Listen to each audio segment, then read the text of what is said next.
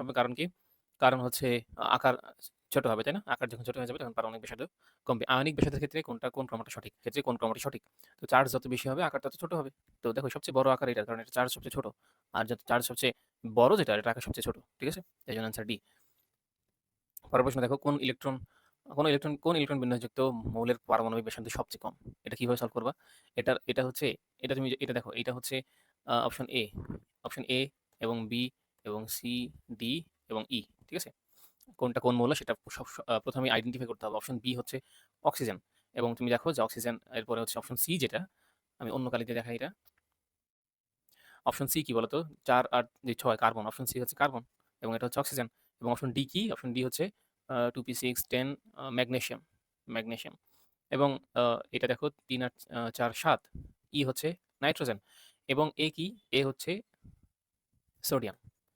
এখন বলছে যে কোনটার পারমাণবিক ব্যাসার্ধ সবচেয়ে কম? যে যত ডান দিকে থাকবে তার পারমাণবিক ব্যাসার্ধ তত কম হবে। যে যত ডান দিকে থাকবে তার পারমাণবিক ব্যাসার্ধ সবচেয়ে কি হবে? কম হবে। তো আমরা দেখছি যে লিথিয়াম, বেরিলিয়াম, পরে বোরন, কার্বন, নাইট্রোজেন, অক্সিজেন। দেখো অক্সিজেন হচ্ছে সবচেয়ে ডান দিকে। অক্সিজেন সবচেয়ে ডান দিকে, এবং সোডিয়াম, ম্যাগনেসিয়াম এরা তো হচ্ছে গ্রুপ 1 2 এর, তাই না? গ্রুপ 1 এবং 2 এর মৌল। তো ওরা তো আরো বাম দিকে থাকে। তো ওদের হিসাব আলাদা। এখন এই যে অক্সিজেন দেখতে পাচ্ছেন, এই অক্সিজেন সবচেয়ে ডান দিকে আছে, তাই না? এই জন্য অপশন বি হচ্ছে অ্যান্সার। বুঝছো? আগের আলোচনা যখন বইটা আমি পড়ছি, সেই আলোচনা ভালো মতো বুঝে আসলে এটা তুমি বুঝতে পারছো। এটা সাস্ট ভর্তি পরীক্ষা 18-19 সেশনে আসছে। অ্যালকালি ধাতুসমূহের আকারের ক্রম কোনটা? এ। তো আকারের ক্রম যেহেতু বলছে আকার সবচেয়ে বড় কি? সিজিয়াম, পরে রুবিডিয়াম, পটাশিয়াম। বুঝছো? এটা তো সহজ। এর পরের প্রশ্ন যাই। কোনটা পর্যাবৃত্ত ধর্ম নয়? এটা হচ্ছে মেল্টিং টেম্পারেচার। বাকিগুলাই দেখো পারমাণবিক ব্যাসার্ধ, ইলেকট্রোনেগেটিভিটি, এরপরে হচ্ছে ইলেকট্রন অ্যাফিনিটি, ইলেকট্রন আসক্তি, এগুলো তো পর্যাবৃত্ত ধর্ম। কিন্তু মেল্টিং টেম্পারেচার বলতে কি কিছু দেখছো? দেখো নাই। এই জন্য অ্যান্সার ডি। অ্যান্সার হচ্ছে এ। রুবিডিয়ামের আকার সবচেয়ে, পারমাণবিক ব্যাসার্ধ সবচেয়ে বড়, তারপরে স্ট্রনশিয়াম, তারপরে জিরকনিয়াম। এটা হচ্ছে জিরকনিয়াম হচ্ছে ডান দিকে সম্ভবত। একটু দেখো, পর্যায় সারণী দেখো, তাহলে বুঝতে পারবা। ঠিক আছে? এরকম অনেক অনেক প্রশ্ন আছে, এরকম অনেক অনেক প্রশ্ন আছে যেগুলো তোমরা প্র্যাকটিস শিট থেকে সলভ করবো। এখন আমরা হচ্ছে মডিউল, এখানে একটু লক্ষ্য করো, মৌলের পর্যাবৃত্তিক ধর্ম ও রাসায়নিক বন্ধন, এখান থেকে শুরু করতেছি মডিউল 4 এর আলোচনা। ঠিক আছে? তো এখানে কিছু আলোচনা দিছে, সেগুলো আমরা ইগনোর করতেছি। তুমি জাস্ট এখানে দেখো যে কিছু, আহ, এখানে তুমি দেখতেছো যে 7টা নিষ্ক্রিয় মৌলের পরমাণুর বহিস্থ স্তরের ইলেকট্রনীয় কাঠামো দ্বিতীয় অথবা অষ্টক পূর্ণ। দেখো দ্বিতীয় মানে হচ্ছে যে 2টা ইলেকট্রন পূর্ণ না হিলিয়ামে? তুমি হিলিয়ামের দিকে লক্ষ্য করো, হিলিয়ামে কিন্তু 2টা ইলেকট্রন পূর্ণ, তাই না? এবং বাকিগুলোতে দেখো যে সর্বশেষ মানে বহিস্থ কক্ষপথে এখানে 8টা ইলেকট্রন, এখানে 8টা ইলেকট্রন, প্রত্যেকটাতে 8টা 8টা করে ইলেকট্রন। এখন যদি আসে যে রেডনের সর্বশেষ স্তরে, দাঁড়াও এক মিনিট মুছে দিই। এখন যদি ভর্তি পরীক্ষার প্রশ্ন আসে যে, ধরো প্রশ্ন আসলো যে রেডন, হ্যাঁ, রেডনের সর্বনিম্ন স্তরে ইলেকট্রন বিন্যাস নিচের কোনটি? তখন তুমি দিবা 6 স্কয়ার 6p6। কারণ তুমি এই সিরিয়ালটা মুখস্থ রাখবা, হিলিয়াম, নিয়ন, আর্গন, ক্রিপ্টন, জেনন, রেডন। এই সিরিয়াল মুখস্থ রাখলে তুমি এখানে, এখান থেকে তুমি সর্বশেষ কক্ষতে কয়টা করে ইলেকট্রন আছে এটা তুমি এমনি পারবা, কারণ একটা একটা করে স্তর বাড়তেছে। ঠিক আছে? এরপরে তুমি দেখো যে এখানে তারা আসলে এই কাঠামোতে এখানে কিছু বিষয় লিখছে যেগুলো আসলে নট নেসেসারি, পড়ার খুব একটা দরকার নাই। এখানে দেখো প্রধানত 3 প্রকার রাসায়নিক বন্ধন আছে, আমরা জানি। একটা হচ্ছে আয়নিক বন্ধন, একটা হচ্ছে সমযোজী বন্ধন, একটা হচ্ছে সন্নিবেশ বন্ধন। সন্নিবেশ বন্ধনের ইংরেজি কি? Coordination bond. ঠিক আছে? এবং সমযোজী বন্ধন হচ্ছে কোভ্যালেন্ট বন্ড, এবং আয়নিক তো আয়নিক। ঠিক আছে? এখন আমরা কিছু গুরুত্বপূর্ণ বিষয় দেখবো। নিচের দিকে দেখো, এখানে কিছু বিষয় আছে যেগুলো ইগনোর করি আমরা, এগুলো আমাদের দরকার নেই। হ্যাঁ, তো এখানে কিছু বিষয় আছে, যেমন যদি দুটা মৌলের পার্থক্য, তড়িৎ ঋণাত্মকতার পার্থক্য ইএন যদি 2.5, তড়িৎ ঋণাত্মকতার পার্থক্য যদি 1.9 এর চেয়ে কম হয়, তাহলে বন্ধন কি হবে? সমযোজী বন্ধন হবে। ঠিক আছে? কি হবে? সমযোজী বন্ধন হবে। যেমন তুমি কার্বন ডাই অক্সাইড, কার্বন এবং অক্সিজেন দিয়ে সমযোজী বন্ধন দিয়ে গঠিত। এটা তুমি কিভাবে বুঝলা? তড়িৎ ঋণাত্মকতার পার্থক্য দিয়ে চিন্তা করো, যে তড়িৎ ঋণাত্মকতা অক্সিজেনের হচ্ছে 3, অক্সিজেন হচ্ছে 3, 3.5 মনে হয় অক্সিজেনের। এবং কার্বনের কত? কার্বন হচ্ছে 2.1। তুমি মাইনাস করে দেখো, যদি মাইনাস করো তাহলে দেখবে যে কত আসবে? 1.9 এর চেয়ে কম আসবে। হ্যাঁ, এই জন্য এটা সমযোজী বন্ধন। আর আয়নিক বন্ধনের বিষয়গুলো এখানে দিছে। আচ্ছা, এই যে সমযোজী বন্ধনের এখানে কতগুলো দিয়েছি, এগুলোর মধ্যে সমযোজী বন্ধন আছে। ঠিক আছে? তো আমরা এটা নিয়ে আলোচনা করছি আগে। এখন আয়নিক বন্ধন নিয়ে একটু কথা বলি। দেখো সোডিয়াম এবং ক্লোরিন তারা পরস্পর, আমরা জানি যে ধাতু, ধাতু প্লাস হচ্ছে অধাতু, ধাতু প্লাস অধাতু একসাথে মিলে আয়নিক বন্ধন গঠন করে, যেমন সোডিয়াম ধাতু, ক্লোরিন হচ্ছে অধাতু, তাই না? এখন দেখো এখানে কিছু বিষয় দিয়ে দিছে যে আসলে তড়িৎ ঋণাত্মকতার পার্থক্য এখানে 2.1, তাহলে 1.9 এর চেয়ে কি? 1.9 এর চেয়ে বেশি। 1.9 এর চেয়ে যেহেতু বেশি হয়ে গেছে এই জন্য আয়নিক বন্ধন। আর 1.9 এর চেয়ে তড়িৎ ঋণাত্মকতার পার্থক্য যদি 1.9 এর চেয়ে কম হইতো তাহলে সেটা কিন্তু সমযোজী বন্ধন হইতো। তো এখানে আসলে যে বিষয়গুলো দিছে যে আসলে ধনাত্মক আয়নে পরিণত হয় এবং ক্লোরাইড আয়নে পরিণত হয় তাদের মধ্যে একটা ইলেকট্রোস্ট্যাটিক ফোর্স কাজ করে, আকর্ষণ বল কাজ করে, দেন তারা আসলে স্ট্রং বন্ড তৈরি করে। তো এই বিষয়গুলো আমরা জানি, তোমরা এটা জানো। এখানে দেখো যে আসলে সোডিয়াম আয়ন তৈরি হচ্ছে, একটা ইলেকট্রন ত্যাগ করে সোডিয়াম আয়নে পরিণত হচ্ছে, সেই ইলেকট্রন ত্যাগ ত্যাগ যে করছে সেটা ক্লোরিন গ্রহণ করতেছে, ক্লোরিন গ্রহণ করে ক্লোরাইড আয়নে পরিণত হইতেছে, দেন তাদের মধ্যে একটা ফোর্স কাজ করতেছে, হ্যাঁ, স্ট্রং ফোর্স। বিপরীত, যেহেতু বিপরীত চার্জ বিশিষ্ট, তাদের মধ্যে একটা চার্জ অ্যাট্রাকশন কাজ করতেছে, এটা। এখন বৈশিষ্ট্য দেখো, আয়নিক যৌগসমূহের কিছু ধর্ম আছে, খুব ভালো মতো বোঝার চেষ্টা করো। একটা হচ্ছে পোলার, আয়নিক যৌগসমূহ পোলার হয়, আয়নিক যৌগসমূহ পোলার হয়। নিচের কোনটি আয়নিক যৌগসমূহের বৈশিষ্ট্য? ভর্তি পরীক্ষায় আসার মতো প্রশ্ন, এই জায়গাটা অনেক ইম্পর্টেন্ট, ঠিক আছে? ভালো মতো দেখো, কেলাসিত হয় বা দানাদার হয় এরা। যেমন তুমি লবণ খাচ্ছ, লবণটা কি দানাদার না? আয়নিক যৌগসমূহ তাহলে দানাদার, ঠিক আছে? এদের গলনাঙ্ক স্ফুটনাঙ্ক অনেক উচ্চ। তুমি যখন লবণকে গলাতে যাবা তখন দেখবে যে অনেক বেশি টেম্পারেচার দিয়ে হিট দেওয়া লাগতেছে, ঠিক আছে? এবং পোলার দ্রাবকে এরা আসলে দ্রবণীয় হয়। যেমন পানিতে তুমি সোডিয়াম ক্লোরাইড, লবণ কি পানিতে দ্রবণীয় হয় না? তো আয়নিক যৌগসমূহ তাহলে কি হয়? পানিতে দ্রবণীয় হয় এবং তড়িৎ পরিবাহী হয়, তড়িৎ পরিবাহী হয়, ঠিক আছে? এই যে যৌগসমূহ আছে, আয়নিক যৌগসমূহ, এদের মধ্যে দিয়ে তড়িৎ পরিবহন হতে পারে। পোলারিটির ব্যাখ্যা করছে, পোল মানে যে দুইটা পোল সৃষ্টি হয়, একটা একটা ধনাত্মক পোল, একটা ঋণাত্মক পোল, এরকম পোল সৃষ্টি হয়, এই জন্য আসলে এরা, এই যৌগসমূহ পোলার যৌগ বলা হয়। এখানে গঠন দিছে যেটা আসলে এই যে ঘনক কাঠামো, সোডিয়াম ক্লোরাইডের পার্শ্বকেন্দ্রিক ঘনক কাঠামো লাভ করে, এই তথ্যটুকু একটু মনে রাখো। বাকিগুলো আসলে খুব একটা দরকার নাই। এবং সোডিয়াম ক্লোরাইডের স্ফুটনাঙ্ক কত ডিগ্রি সেলসিয়াস, এটা একটু মনে রাখো, হ্যাঁ। সমযোজী ক্লোরাইড যে CCl4, এর স্ফুটনাঙ্ক অনেক কম, দেখো 77, বাট সোডিয়াম ক্লোরাইডের স্ফুটনাঙ্ক কত বেশি, তাই না? এই তথ্যগুলো একটু মনে রাখো। আর দ্রাব্যতাটা ইম্পর্টেন্ট। দ্রাব্যতা দেখো, তড়িৎ যদি আয়নিক যৌগসমূহ অপোলার দ্রাবকে দ্রবীভূত হয় না, আমরা একটু বললাম যে, একটু আগে বললাম যে পোলার দ্রাবকে দ্রবীভূত হবে, বাট অপোলার দ্রাবকে দ্রবীভূত হবে না, কিন্তু পোলার দ্রাবকে অত্যন্ত দ্রবণীয় হবে, ওকে। সোডিয়াম ক্লোরাইড পানিতে দ্রবণীয়, কিন্তু CCl4 আবার অদ্রবণীয়। যোগ করলে পানির ডাইপোল এর ঋণাত্মক প্রান্তসমূহ ধনাত্মক সোডিয়াম এর চতুর্দিকে, এবং ডাইপোলের ঋণাত্মক প্রান্তসমূহ ঋণাত্মক, ডাইপোলের ধনাত্মক প্রান্তসমূহ ঋণাত্মক Cl মাইনাস আয়নের চতুর্দিকে সন্নিবেশিত হয়। এই প্রক্রিয়ার নাম হচ্ছে পানি যোজন বা হাইড্রেশন, ঠিক আছে? এই যে সোডিয়াম প্লাস আছে না, এই সোডিয়াম প্লাসের চারদিকে, এই সোডিয়াম প্লাসের চারদিকে আসে OH মাইনাস আসবে, OH মাইনাস আসবে, ঠিক আছে? OH মাইনাস সব দিকে, OH মাইনাস সব দিকে এসে একটা অবস্থান তৈরি করে, ঠিক আছে? বোঝার চেষ্টা করে। অনুরূপভাবে ক্লোরাইড আয়নকে H+ আয়ন ঘিরে ধরে, ফলে একটা কি তৈরি হয়? একটা হাইড্রেশন সিস্টেম তৈরি হয়। এই প্রক্রিয়ায় বিমুক্ত যে শক্তি, সেই শক্তিকে হাইড্রেশন এনথালপি বলে, ঠিক আছে? এভাবে পানির অণুসমূহের ডাইপোল আকর্ষণের ফলে সৃষ্ট হাইড্রেশন এনথালপি ল্যাটিস কাঠামোর আন্তঃআণবিক আকর্ষণ বল তথা ল্যাটিস এনথালপির মানকে অতিক্রম করে। তাহলে এখানে hydration enthalpy greater than lattice, enthalpy. Hydration enthalpy যখন ল্যাটিস এনথালপির চেয়ে বেশি হয়, তখন কি হয়? তখন যৌগসমূহ পানিতে দ্রবীভূত হয়। এটা আমরা আগে থেকেই পড়ে আসছি, ঠিক আছে? যদি কেউ জিজ্ঞাসা করে, বলতো সোডিয়াম ক্লোরাইড যে আমরা লবণ পানিতে দিই, কিন্তু দ্রবীভূত হয়ে যায় কেন? হ্যাঁ, তখন তুমি বলবা যে এখানে হাইড্রেশন এনথালপির মান ল্যাটিস এনথালপির চেয়ে বেশি হয়, শেষ। এই যে এখানে চিত্র দিয়ে দিয়েছে, এগুলো একটু দেখে নিলেই হয়ে যাবে। এবং সোডিয়াম ক্লোরাইডের ল্যাটিস এনথালপির ভ্যালু কত? মাইনাস 778 কিলো জুল পার মোল, হ্যাঁ, মনে রাখবা। এখানে ডেলএচ এর ভ্যালু দিয়ে দিছে। এবং আমরা এখানে পড়ে আসছি যে এই তথ্যটুকু একটু পড়বো। উপাদানের আয়নের চার্জ ঘনত্ব, মানে চার্জ বাই আকার যত বেশি হয়, চার্জ ঘনত্ব যত বেশি হয়, ল্যাটিস এনথালপির মান তত উচ্চ হয়। এগুলো আমরা পড়ে আসছি। হাইড্রেশন এনথালপি, এই হাইড্রেশন এনথালপি পড়ে আসছি। তোমরা একটু পজ করে একটু পড়ে নিবা, তাহলে বুঝবা। আমরা কিন্তু আগে পড়ে আসছি। দ্রাব্যতার বিষয়টা দেখো, দ্রাব্যতা কোন একটা আয়নিক যৌগ পানিতে দ্রবীভূত হবে কিনা তা নির্ভর করবে হাইড্রেশন এনথালপির মানের উপরে, ঠিক আছে? হাইড্রেশন এনথালপি যদি বেশি হয় তাহলে দ্রবীভূত হবে, হাইড্রেশন এনথালপি যদি কম হয় তাহলে দ্রবীভূত হবে না। ল্যাটিস এনথালপি বেশি হয়ে গেলে আবার দ্রবীভূত হবে না, ঠিক আছে?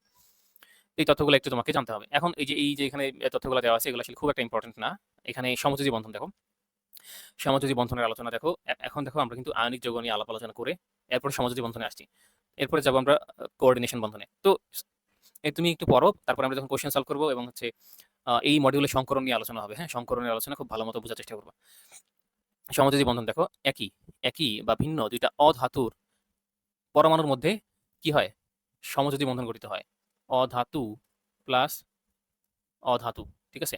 অধাতু অধাতু কি তৈরি করবে? সমযোজী বন্ধন তৈরি করবে। এবং এখানে দেখো, অংশগ্রহণকারী উভয় পরমাণু অধাতব হলে তাদের তড়িৎ ঋণাত্মকতার পার্থক্য বেশ কি থাকে? বেশ কম থাকে। তাই এই ধরনের পরমাণুর মধ্যে ইলেকট্রন দান গ্রহণ সম্ভব হয় না। ইলেকট্রন দান গ্রহণ সম্ভব হয় না।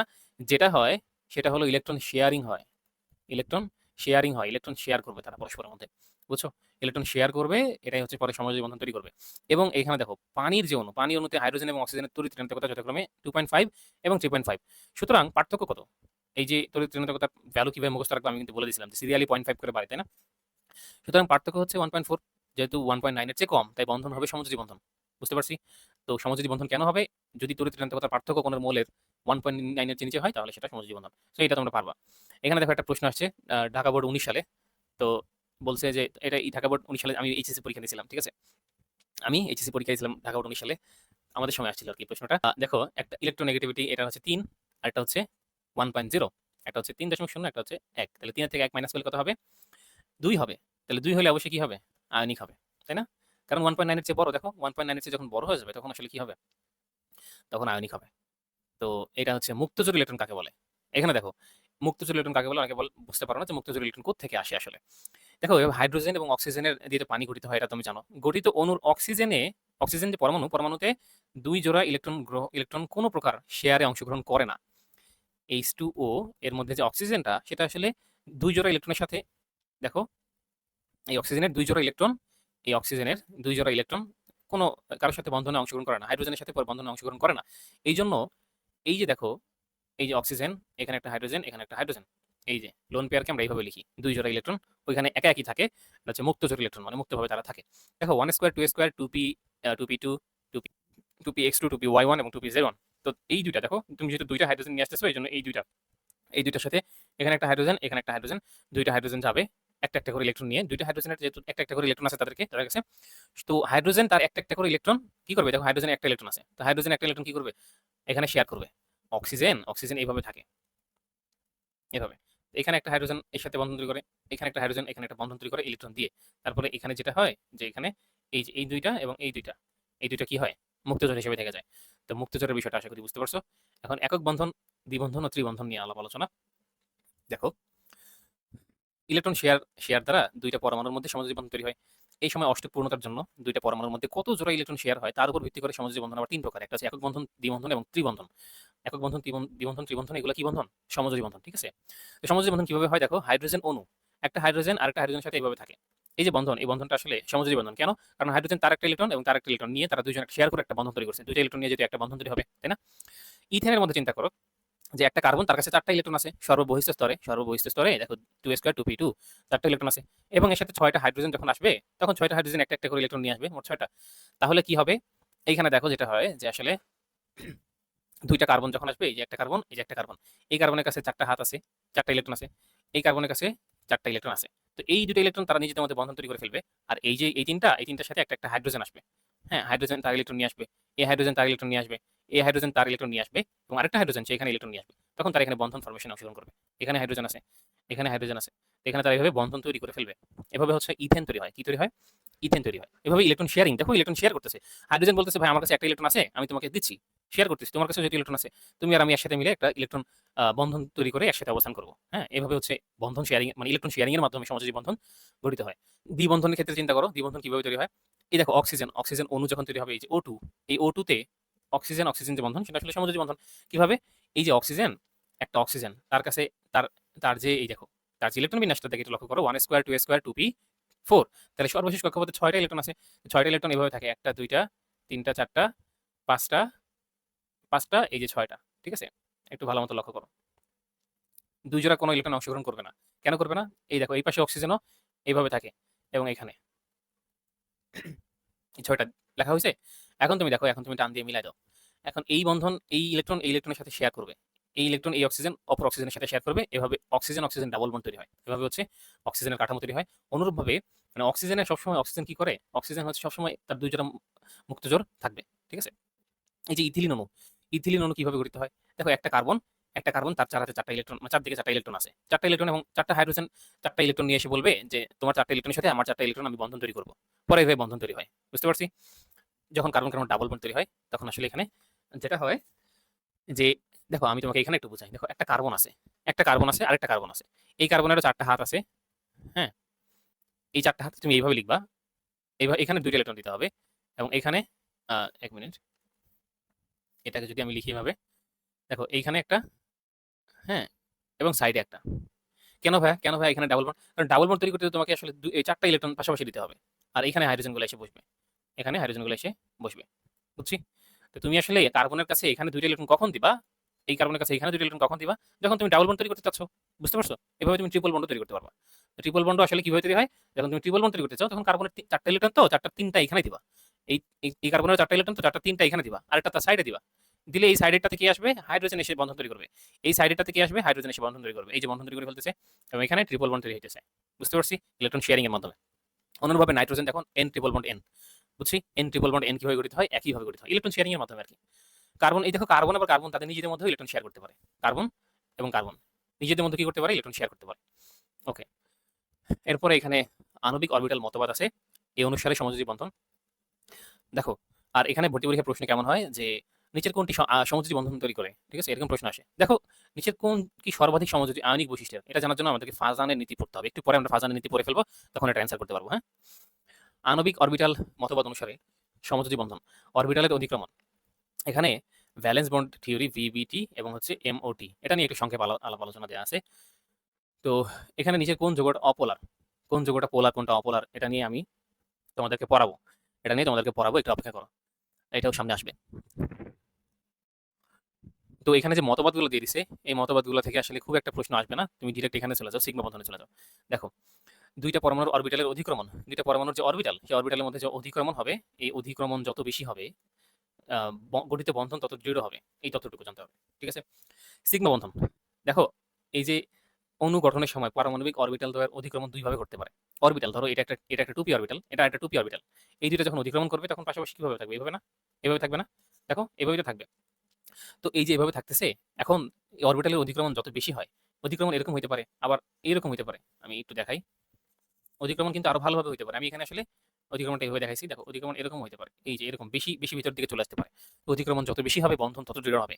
তো এখানে পাশাপাশি অধিক্রমণ হয়েছে কিনা, না, সামনাসামনি অধিক্রমণ হয়েছে। দেখো, এটার সাথে এটা সামনাসামনি অধিক্রমণ হচ্ছে, কি হচ্ছে, সামনাসামনি অধিক্রমণ হচ্ছে। যদি সামনাসামনি অধিক্রমণ হয় তাহলে এটা হচ্ছে সিগমা বন্ধন। ঠিক আছে, দেখো, সামনাসামনি অধিক্রমণ করলে যে বন্ধন সৃষ্টি হয় তাকে সিগমা বন্ধন বলে। এই যে ফ্লোরিনের দেখো, ফ্লোরিনের 2pz, হ্যাঁ, ফ্লোরিনের 2pz, তুমি এখানে ফ্লোরিন অণু আঁকতেছো, ফ্লোরিন অণুর জন্য দেখাচ্ছে। ঠিক আছে, একটা ফ্লোরিনের 2pz, আরেকটা ফ্লোরিনের 2pz অরবিটাল। দেখো, পি অরবিটাল তো পিএক্স, পিওয়াই, পিজেড, এগুলো সবগুলো হচ্ছে এরকম ডাম্বেল আকার। এগুলো সবগুলো কি এরকম ডাম্বেল আকার, সবগুলো হচ্ছে এরকম ডাম্বেল আকার।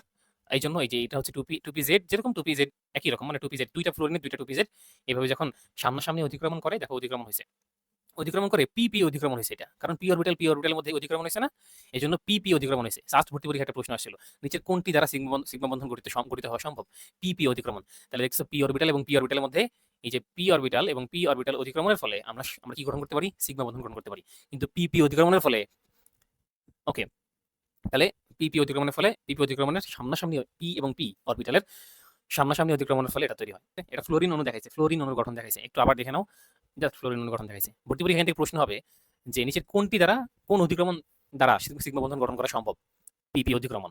সামনে আমরা আরো দেখবো। হাইড্রোজেনের 1s অরবিটাল, এস অরবিটাল সবসময় গোলাকার হয়, এস অরবিটাল সবসময় কি হয়, গোলাকার হবে। এবং পি অরবিটাল দেখছো যে ডাম্বেল আকার হয়, এই যে পি অরবিটাল, 2p অরবিটাল, সেটা ডাম্বেল আকার। এখন এইচএফ গঠন দেখাচ্ছে, এইচএফ। তো হাইড্রোজেনের একটা ইলেকট্রন এবং ফ্লোরিনের একটা ইলেকট্রন, ফ্লোরিনের ইলেকট্রন দিয়ে এখানে তো আসলে দেখাচ্ছে না, যেটা করতেছে এখানে আসলে তোমার অরবিটাল দিয়ে দেখানো হচ্ছে। তো পি অরবিটাল একটা ডাম্বেল আকার, তো এটার আসলে একটা পি অরবিটাল, এই যে 2pz, সেই 2pz এবং এই যে লাস্ট ইলেকট্রন যেটা, হ্যাঁ, লাস্ট ইলেকট্রন, সেই ইলেকট্রনটা যে অরবিটালে আছে পি অরবিটাল, সেই পি অরবিটালকে এখানে রিপ্রেজেন্ট করা হয়েছে, বুঝছো। আর এখানে হাইড্রোজেন যে ইলেকট্রন আছে, এই যে ইতে আছে, উপস্তরে আছে, এস উপস্তরে, তো এস অরবিটাল দেখতে কিরকম, গোলাকার, একটু আগে বললাম। তো এই যে গোলাকার এস অরবিটাল এবং হচ্ছে পি অরবিটাল, তারা যখন যোগ হচ্ছে, অধিক্রমণ হচ্ছে, তখন আসলে এইরকম হচ্ছে। দেখো, এরকম, এখানে হাইড্রোজেন এবং এখানে ফ্লোরিন, এভাবে, এই যে হাইড্রোজেন এবং এখানে ফ্লোরিন, এভাবে আসলে তারা কি করতেছে, অধিক্রমণ করতেছে। এখানে আসলে এসপি অধিক্রমণ হয়েছে, এস এবং পি এর অধিক্রমণ হয়েছে। তাহলে এসপি অধিক্রমণ দিয়ে আমরা কি পাচ্ছি বলো, আমরা যেটা পাচ্ছি সেটা হচ্ছে সিগমা বন্ধন পাচ্ছি। তাহলে এইচ টু গঠনের সময় পিপি অধিক্রমণ পাইছি এবং এইচএফ অণু গঠনের সময় আবার এসপি অধিক্রমণ পাইছি। ঠিক আছে, তো এই অধিক্রমণগুলো দিয়ে আমরা সমযোজী বন্ধন দেখাতে পারতেছি। অরবিটালগুলা খারাপভাবে অবস্থিত হতে হবে এবং অরবিটাল পাশাপাশি অধিক্রমণ হইতে হবে। ঠিক আছে, খারাপভাবে থাকবে। দেখো এইখানে এটা হচ্ছে খারাপভাবে আছে, এটা খারাপভাবে আছে। এদের মধ্যে যদি অধিক্রমণ হয় পি অরবিটাল, দুইটা পি অরবিটাল, এটা ধরো পি এক্স, এটা ধরো পি ওয়াই, এদের মধ্যে অধিক্রমণ হলো, এটা হচ্ছে খারাপভাবে আছে এবং পাশাপাশি অধিক্রমণ হয়েছে। ঠিক আছে, পাশাপাশি অধিক্রমণ হয়েছে না, পাশাপাশি অধিক্রমণ হয়েছে, সামনাসামনি কিন্তু হয় না। ওকে, তো এই পাশাপাশি অধিক্রমণের ফলে পাই বন্ধন গঠিত হয়। কি হয়, ডাবল বন্ড যেখানে আছে, এখানে মনে করবো একটা পাই আছে, একটা সিগমা আছে, ডাবল বন্ড যেখানে আছে, একটা পাই বন্ধন, একটা সিগমা বন্ধন আছে। এখানে জাস্ট চিত্র দেখাইছি, চিত্রটা আশা করি তোমরা বুঝবা। হ্যাঁ, এবং এখানে আসলে যেটা আসলে ভর্তি পরীক্ষা এখান থেকে যেরকম প্রশ্ন আসবে, সেখানে একটু আমি চলে যাই। যেমন ধরো CH2 ডাবল বন্ড CH2, বলবে ইথিনে কয়টা পাই বন্ধন আছে, কয়টা সিগমা বন্ধন আছে। তখন তুমি দেখো, এই ইথিনটাকে একটু ভালো মতো লিখো তো, এই ইথিনটাকে একটু ভালো মতো লিখো। একটু দেখো যে এখানে হাইড্রোজেন ডাবল বন্ড, এখানে হাইড্রোজেন, তাই তো। এখানে সিগমা বন্ধন কয়টা আছে, সিঙ্গেল বন্ড মানে সিগমা বন্ধন, একটা, দুইটা, তিনটা, চারটা সিগমা বন্ধন। এবং যেখানে ডাবল বন্ড আছে সেখানে একটা সিগমা, একটা পাই। তাহলে সিগমা বন্ধন এখানে কয়টা, সিগমা বন্ধন হচ্ছে 5টা, এবং পাই বন্ধন কয়টা, পাই বন্ধন হচ্ছে একটা এখানে। ঠিক আছে, অনুরূপভাবে অ্যাসিটিলিন কি, অ্যাসিটিলিন আমরা যখন প্রশ্ন সলভ করবো তখন আমরা পাবো এগুলা। অ্যাসিটিলিন মানে ইথাইন, এই ইথাইনের মধ্যে কয়টা সিগমা বন্ধন আছে, কয়টা পাই বন্ধন আছে, বের করো। আমি বলে দিচ্ছি, সিগমা বন্ধন এখানে আছে হচ্ছে 2 আর 3টা, এবং পাই বন্ধন আছে হচ্ছে 2টা। কারণ ট্রিপল বন্ড যখন থাকবে এর মধ্যে 2টা পাই বন্ধন, একটা সিগমা বন্ধন। মনে রাখবা ট্রিপল বন্ডে 2টা পাই বন্ধন, একটা সিগমা বন্ধন। ওকে। তো এরপরে যোজ্যতা বন্ধন মতবাদ দিছে। যোজ্যতা বন্ধন মতবাদ মুখস্থ করার দরকার নাই। আণবিক অরবিটাল মতবাদ দিছে। মতবাদটা কি আসলে যে এই যে এস অরবিটাল এবং এস অরবিটাল তারা যখন অতিক্রমণ করতেছে এস অতিক্রমণ করতেছে এবং এখানে একটা আণবিক অরবিটাল তৈরি হচ্ছে। বুঝছো? মানে হচ্ছে যখন পরমাণু এবং পরমাণুর অরবিটাল যখন অতিক্রমণ হচ্ছে তখন একটা আণবিক অরবিটাল তৈরি হচ্ছে। এটা বোঝাচ্ছে। LCAO linear combination of atomic orbital. LCAO এর ফুল মিনিংটা মনে রাখবা। হ্যাঁ, LCAO LCAO linear combination of atomic orbitals, এইটার ফুল মিনিংস। এবং একটা নিম্ন শক্তির বন্ধনী বন্ডিং আণবিক অরবিটাল এবং অপরটি উচ্চ স্থিতিশক্তি বিপরীত বন্ধনী বা অ্যান্টি বন্ডিং আণবিক অরবিটাল। তো বন্ডিং অ্যান্টি বন্ডিং এটা নিয়ে আলাপ আলোচনা এখানে কিন্তু দিছে। এই বন্ডিং অ্যান্টি বন্ডিং এর আলোচনা আমি আলাদা করে তোমাদেরকে একটু পরে দেখাচ্ছি। ঠিক আছে? এখন দেখালে তোমাদের মাথা কাজ করবে না যে এটা কিভাবে হচ্ছে। সো যারা আসলে না পারে আরকি তাদের জন্য কঠিন হবে। তো বন্ডিং অ্যান্টি বন্ডিং আমি একটু পরে দেখাচ্ছি। হ্যাঁ, এখন এবার এটা আপাতত স্কিপ করতেছি। কারণ এটা অনেকের জন্য কঠিন। এটা আমি একটু পরে দেখাচ্ছি। হাজারি স্যারের বইতে মনে হয় এটা নাই। এটা তোমাদের জন্য কঠিন লাগতে পারে, বাট এটা ইম্পর্টেন্ট বিষয়। ঠিক আছে? Bonding anti bonding. এরপরে দেখো এখানে সন্নিবেশ সমযোজী বন্ধন নিয়ে আলাপ আলোচনা। সন্নিবেশ সমযোজী বন্ধন খুব সহজে বুঝাতে গেলে নাইট্রোজেনের উদাহরণ দেওয়া যায়। ঠিক আছে? NH3 তার কাছে একটা মুক্তজোর আছে। সে একটা H+ আয়নকে সেই মুক্তজোর দিয়ে দিবে। H+ এর কাছে তো একটা ইলেকট্রনও নাই। বুঝছো? H+ এর কাছে কিন্তু একটা ইলেকট্রন নাই। হাইড্রোজেন ছিল, হাইড্রোজেন থেকে একটা ইলেকট্রন নিয়ে নেওয়ার পরে হাইড্রোজেনের একটা ইলেকট্রন ছিল। তার কাছ থেকে আরেকটা একটা ইলেকট্রন যখন নিয়ে নিছে তখন তো H+ তৈরি হয়েছে। মানে একটা ইলেকট্রনও নাই বুঝাচ্ছে H+। তখন এই অ্যামোনিয়ার যে মুক্তজোর সে তখন তাকে দিয়ে বলতেছে যে আমি তোকে 2টা ইলেকট্রন দিচ্ছি, আয় আমার সাথে বন্ধন তৈরি করে ফেলি। তো বন্ধন তৈরি করবে তখন। ঠিক আছে? এভাবে একপাক্ষিক শেয়ার সন্নিবেশ সমযোজী বন্ধন মানে হচ্ছে একপাক্ষিক শেয়ারের মাধ্যমে সমযোজী বন্ধন। ঠিক আছে? সমযোজী বন্ধন যেটা হইতো সেটা হচ্ছে উভয় পক্ষ থেকে শেয়ার হইতো। কিন্তু সন্নিবেশ সমযোজী বন্ধনে যেটা হয় যে একপাক্ষিক শেয়ার হয়। বুঝতে পারছি? ওকে। দেখো যে জোর যে তা উভয় পরমাণু থেকে আসে না ইলেকট্রন, বরং একটা পরমাণু ওই ইলেকট্রন জোর সরবরাহ করে। সো আমি অ্যামোনিয়ার উদাহরণ দিয়ে সহজে বুঝাই দিলাম, মনে রাখবা। তাহলে এই যে NH4+ যেটা তৈরি হয় NH4+, সেখানে আসলে সন্নিবেশ সমযোজী বন্ধন থাকে। ঠিক আছে? আবার সমযোজী বন্ধনও থাকে নাইট্রোজেন হাইড্রোজেন। ওকে, আমরা এটা দেখবো এখানে। দেখো অনুরূপ উদাহরণস্বরূপ অ্যামোনিয়া অণু দিছে। অ্যামোনিয়া অণু নাইট্রোজেন দিয়ে আলোচনা করছে। আচ্ছা, সালফার ট্রাইঅক্সাইড একটু দেখো তো। সালফার ট্রাইঅক্সাইড মানে SO3।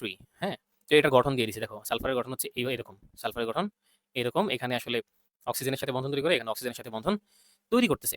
এবং এটা হচ্ছে সন্নিবেশ সমযোজী বন্ধন। এই দুইটা হচ্ছে সন্নিবেশ সমযোজী বন্ধন এবং এইটা হচ্ছে নরমাল বন্ধন আরকি, সমযোজী বন্ধন উপরে ডাবল বন্ড দিয়ে যেটা। এবং এই যে তীর চিহ্নের মতো যদি দেখো, এই তীর চিহ্নের মতো যে বন্ধন, এই বন্ধনগুলোকে বলা হয় সন্নিবেশ সমযোজী বন্ধন। বুঝতে পারছি? সালফার যেটা করে যে সালফারের কাছে মুক্তজোড় আছে। সালফার বলে যে ভাই আমার কাছে মুক্তজোড় আছে। দেখো এখানে 2 জোড়া ছিল।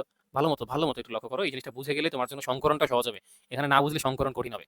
দেখো সালফার যেটা করছে, সালফারের 2টা ইলেকট্রন সে আসলে এই 2টা ইলেকট্রন সে কাকে দিছে? অপর অক্সিজেনকে দিছে। হ্যাঁ, এখানে সন্নিবেশ সমযোজী বন্ধন তৈরি করছে। তো এই সন্নিবেশ সমযোজী বন্ধন এভাবে তৈরি হয়। ওকে। ভর্তি পরীক্ষা যদি আসে নিচের কোনটিতে সন্নিবেশ সমযোজী বন্ধন বিদ্যমান, তখন sulphur dioxide, ammonia, ammonium ion এই বিষয়গুলোকে চুজ করে নিবা। আর ভর্তি পরীক্ষায় স্যাররা যদি এই বইয়ের হেল্প নিয়ে প্রশ্ন করলে এখান থেকে এভাবে প্রশ্ন আসবেই। ঠিক আছে? অ্যামোনিয়াম আয়ন যে গঠন করে একটু আগে দেখালাম যে পরে NH4+ তৈরি হয়। কি তৈরি হয়? NH4+ তৈরি হয়। কিভাবে তৈরি হয় সেটা তো উপরে দেখালাম। আচ্ছা, সন্নিবেশ বন্ধন দ্বারা জটিল যৌগসমূহ গঠিত হয়। সন্নিবেশ বন্ধন দ্বারা কি হয়? জটিল যৌগসমূহ গঠিত হয়। এ কারণে জটিল জৈব যৌগের আরেক নাম হচ্ছে সন্নিবেশ যৌগ। বুঝতে পারছো? Coordinate compound. আচ্ছা, এখানে অতি পরিচিত একটা সন্নিবেশ যৌগ আছে টেট্রামিন কিউপ্রিক সালফেট। এই যে টেট্রামিন মানে 4টা অ্যামিন এবং কিউপ্রিক সালফেট। এই যে সালফেট। টেট্রামিন কিউপ্রিক সালফেট, এখানে কিউপ্রিক আয়নের সাথে 4টা অ্যামোনিয়া যুক্ত হয়। টেট্রামিন। এবং তুমি দেখো যে আরেকটা যে 6টা করে সায়ানাইড আয়ন যুক্ত হয়ে পটাশিয়াম ফেরোসায়ানাইড বা পটাশিয়াম ফেরিসায়ানাইড গঠন করে। এই যে এখানে পটাশিয়াম ফেরিসায়ানাইড দিছে। এই যে পটাশিয়াম ফেরিসায়ানাইড। পটাশিয়াম ফেরিসায়ানাইডের সংকেত নিচের কোনটি? সো এই যে FeCN6 KFeCN6 4-। ঠিক আছে? এটা দেখো এখানে সন্নিবেশ যৌগসমূহ এই যে এইটা দেখো এখানে ইম্পর্টেন্ট। সন্নিবেশ যৌগসমূহ সাধারণত অর্ধমেরুক হয় এবং এসব যৌগ গলিত অবস্থায় ও দ্রবণে বিদ্যুৎ পরিবাহী হয়। এই তথ্যটুকু মনে রাখবা। সন্নিবেশ সমযোজী বন্ধনের ক্ষেত্রে নিচের কোনটি সঠিক? এরা আসলে গলিত অবস্থায় এবং দ্রবণে বিদ্যুৎ পরিবাহী হয়। তবে পরিবাহিতা তড়িৎ যতির যৌগের চেয়ে অনেক কম হয়। তাহলে তড়িৎ যতি মানে আয়নিক যৌগের চেয়ে কম হয় এদের পরিবাহিতা। এবং সমযোজী যৌগের মতো সমানতা এরা প্রদর্শন করতে পারে। তো এখানে আসলে এই যে তুলনা দিছে, তুলনাগুলো একটু পড়বা, সাদৃশ্যগুলো বুঝতে পারবা। বৈসাদৃশ্য কি, মানে কি মিল নাই, এই বিষয়গুলো একটু পড়বা। ঠিক আছে? এগুলো নিজেরা পড়লে বুঝতে পারবা। নিজেরা পড়লে বুঝতে পারবা। এটা সমস্যা হবে না। যদি কোনো কিছু না বুঝতে পারো কিউএনএ গ্রুপে আমাকে বলবা। ঠিক আছে? তো এখানে একটু দেখো যে আমরা যেই সমযোজী বন্ধন, আয়নিক বন্ধন এবং সন্নিবেশ সমযোজী বন্ধন পড়লাম এবং অরবিটালের অধিক্রমণ পড়লাম, সেগুলো নিয়ে কোশ্চেন সলভ করি সেগুলো টপিকের। পাই বন্ধন গঠিত হয় কিসের ভিত্তিতে? দেখো পি অরবিটালের অতিক্রমণে পাই বন্ধন গঠিত হয়। হ্যাঁ, এই যে পি এবং পি অরবিটাল তারা পাশাপাশি যখন অতিক্রমণ করে তখন আসলে কি তৈরি হয়? তখন আসলে পাই বন্ধন গঠিত হয়। তাই না? আমরা দেখছি যে এরকম পাশাপাশি যখন অতিক্রমণ হয় তখন আসলে পাই বন্ধন গঠিত হয়। তো এটা ঠিক আছে। তারপরে দেখো সংকরিত অরবিটালের অতিক্রমণ না, এটা ভুল লিখছে। কারণ কি? কারণ সংকরিত অরবিটাল তো আসলে sp3 বা sp, ধরো s এবং p মিলে একটা sp তৈরি হয়। এদের সংক্রমণে কি তোমার তৈরি হয়? কি বলে পাই বন্ধন গঠিত হয়? হয় না। আমরা দেখছি যে পাশাপাশি অধিক্রমণের ফলে, হ্যাঁ, ২ টা অরবিটাল পাশাপাশি অধিক্রমণের ফলে কি তৈরি হয়?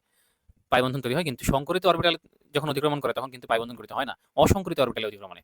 সংকরিত অরবিটালে না, বরং অসংকরিত অরবিটাল। যখন অসংকরিত একটা একাকী অরবিটাল, সে একটা একাকী অরবিটাল সংকরিত হয় নাই।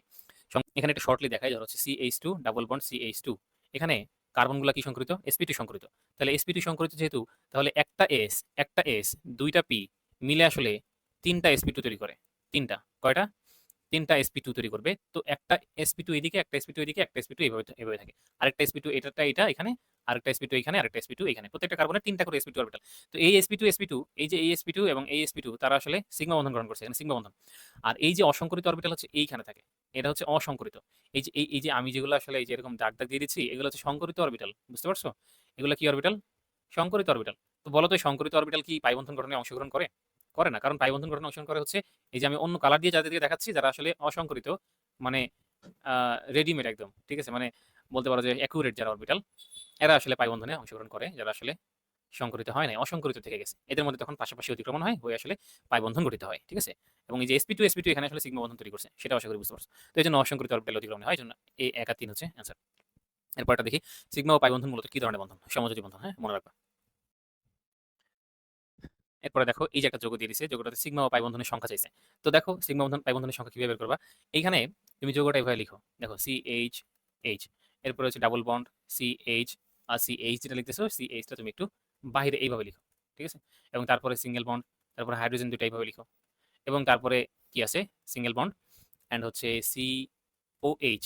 ঠিক আছে? CH এর যে স্ট্রাকচার সেটা লিখবা সুন্দর মতো। এখন তুমি দেখো তো যে একক বন্ধন কয়টা আছে? একক বন্ধন পেয়ে গেছো। আবার ভালো মতো দেখো, ১, ২, ৩, ৪, ৫, ৬, ৭, ৮। ৮টা একক বন্ধন আছে।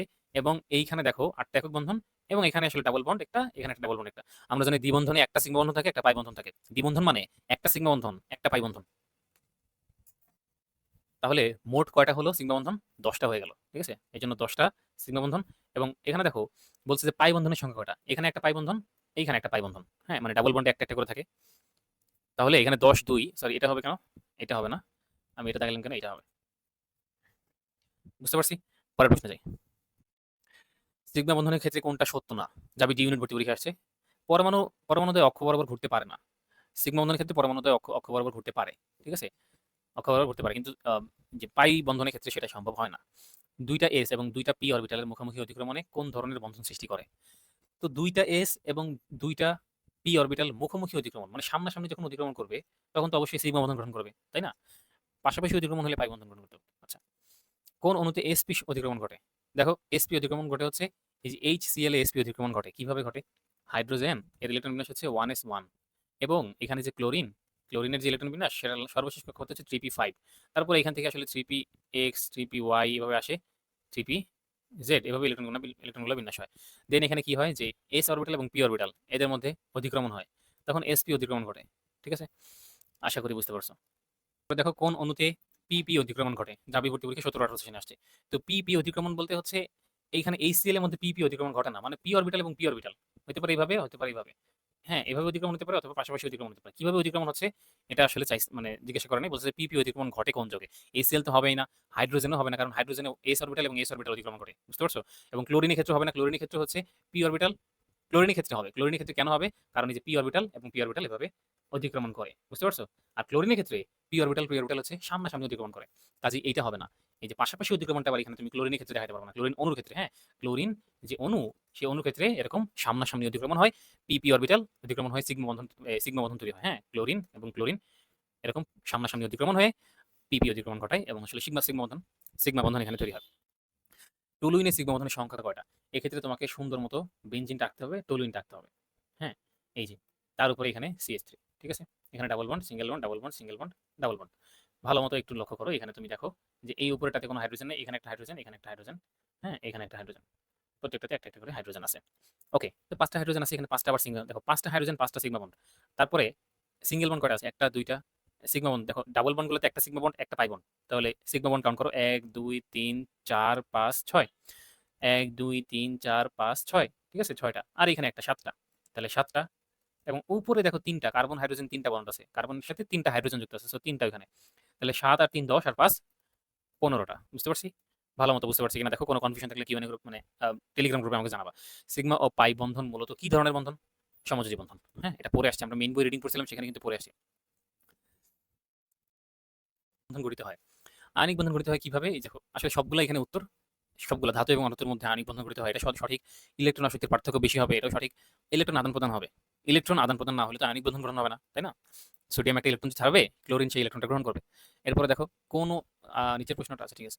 কোন ধরনের বন্ধনের শক্তি মাত্রা বেশি? আয়নিক বন্ধনের শক্তি মাত্রা সবচেয়ে বেশি। এটা আমরা একটু পরে মেইন বই যখন রিডিং পড়বো আবার লাস্টের দিকে এই তথ্যগুলো আছে। হ্যাঁ, মেইন বইতে আছে এই তথ্য। হাইড্রোনিয়াম আয়নে কোন কোন বন্ধন বিদ্যমান? আমরা হাইড্রোনিয়াম আয়নের যে স্ট্রাকচার সেটা আসলে এখনো তোমরা অনেকে বুঝো না কিভাবে হয়। এটা এরকম, কিন্তু এখানে একটা H+ থাকে, সেই H+ কে ইলেকট্রন দেয় হচ্ছে কে? অক্সিজেন। এটা যদি আমি একটু ভালো মতো দেখাই তাহলে মনে হয় তোমাদের জন্য সুবিধা হবে বুঝতে। তো এই যে অক্সিজেনের কাছে যে লোন পেয়ার থাকে, হ্যাঁ, ২ জোড়া লোন পেয়ার থাকে, ১ জোড়া লোন পেয়ার সে আসলে H+ কে দেয়। দিয়ে আসলে এখানে মেইনলি তৈরি হয় হচ্ছে H3O+, হ্যাঁ, হাইড্রোনিয়াম আয়ন ফরমেশন হয়। তো এখানে তুমি দেখতে পারতেছো যে এই যে বন্ধনটা, এই বন্ধনটা আসলে সন্নিবেশ সমযোজী বন্ধন। সন্নিবেশ সমযোজী বন্ধন, কারণ একপাক্ষিকভাবে অক্সিজেন H+ কে ইলেকট্রন দিচ্ছে দুইটা, যেহেতু H+ এর কাছে একটা ইলেকট্রনও নাই। এটা আমি বলছি যদিও।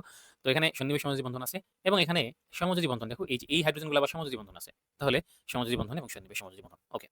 নিচেরটা দেখি। Al2Cl6 অণুতে সমযোজী এবং সন্নিবেশ সমযোজী বন্ধনের সংখ্যা যথাক্রমে কয়টা? তো অ্যালুমিনিয়াম এবং অ্যালুমিনিয়ামের যে স্ট্রাকচার সেটা আসলে মূলত এভাবে থাকে। দেখো, এখানে ক্লোরিন থাকে, এখানে এখানে ক্লোরিন থাকে, এখানে ক্লোরিন থাকে, এখানে ক্লোরিন থাকে। এই যে ক্লোরিনগুলো এইভাবে থাকে। দেখো, এখানে যেটা হয়, তো এখান থেকে ক্লোরিন ইলেকট্রন দেয় এই অ্যালুমিনিয়ামকে, এখান থেকে ক্লোরিন একপাক্ষিকভাবে ইলেকট্রন দেয় অ্যালুমিনিয়ামকে। হ্যাঁ, একপাক্ষিকভাবে শেয়ার করে দেয়। তো এই যে বন্ধনগুলা আমি এখানে একটু দেখাই। এই যে বন্ধনগুলো এগুলো হচ্ছে সন্নিবেশ সমযোজী বন্ধন। সন্নিবেশ সমযোজী বন্ধন। এবং এই যে বাকি ক্লোরিনগুলো যে বন্ধন আছে সেগুলো হচ্ছে সমযোজী বন্ধন। তাহলে এখানে সন্নিবেশ সমযোজী বন্ধন হচ্ছে ২টা এবং সমযোজী বন্ধন হচ্ছে ৩ আর ৩ ৬টা। ঠিক আছে? আশা করি বুঝতে পারছো যে 6,2 কিভাবে হয়েছে।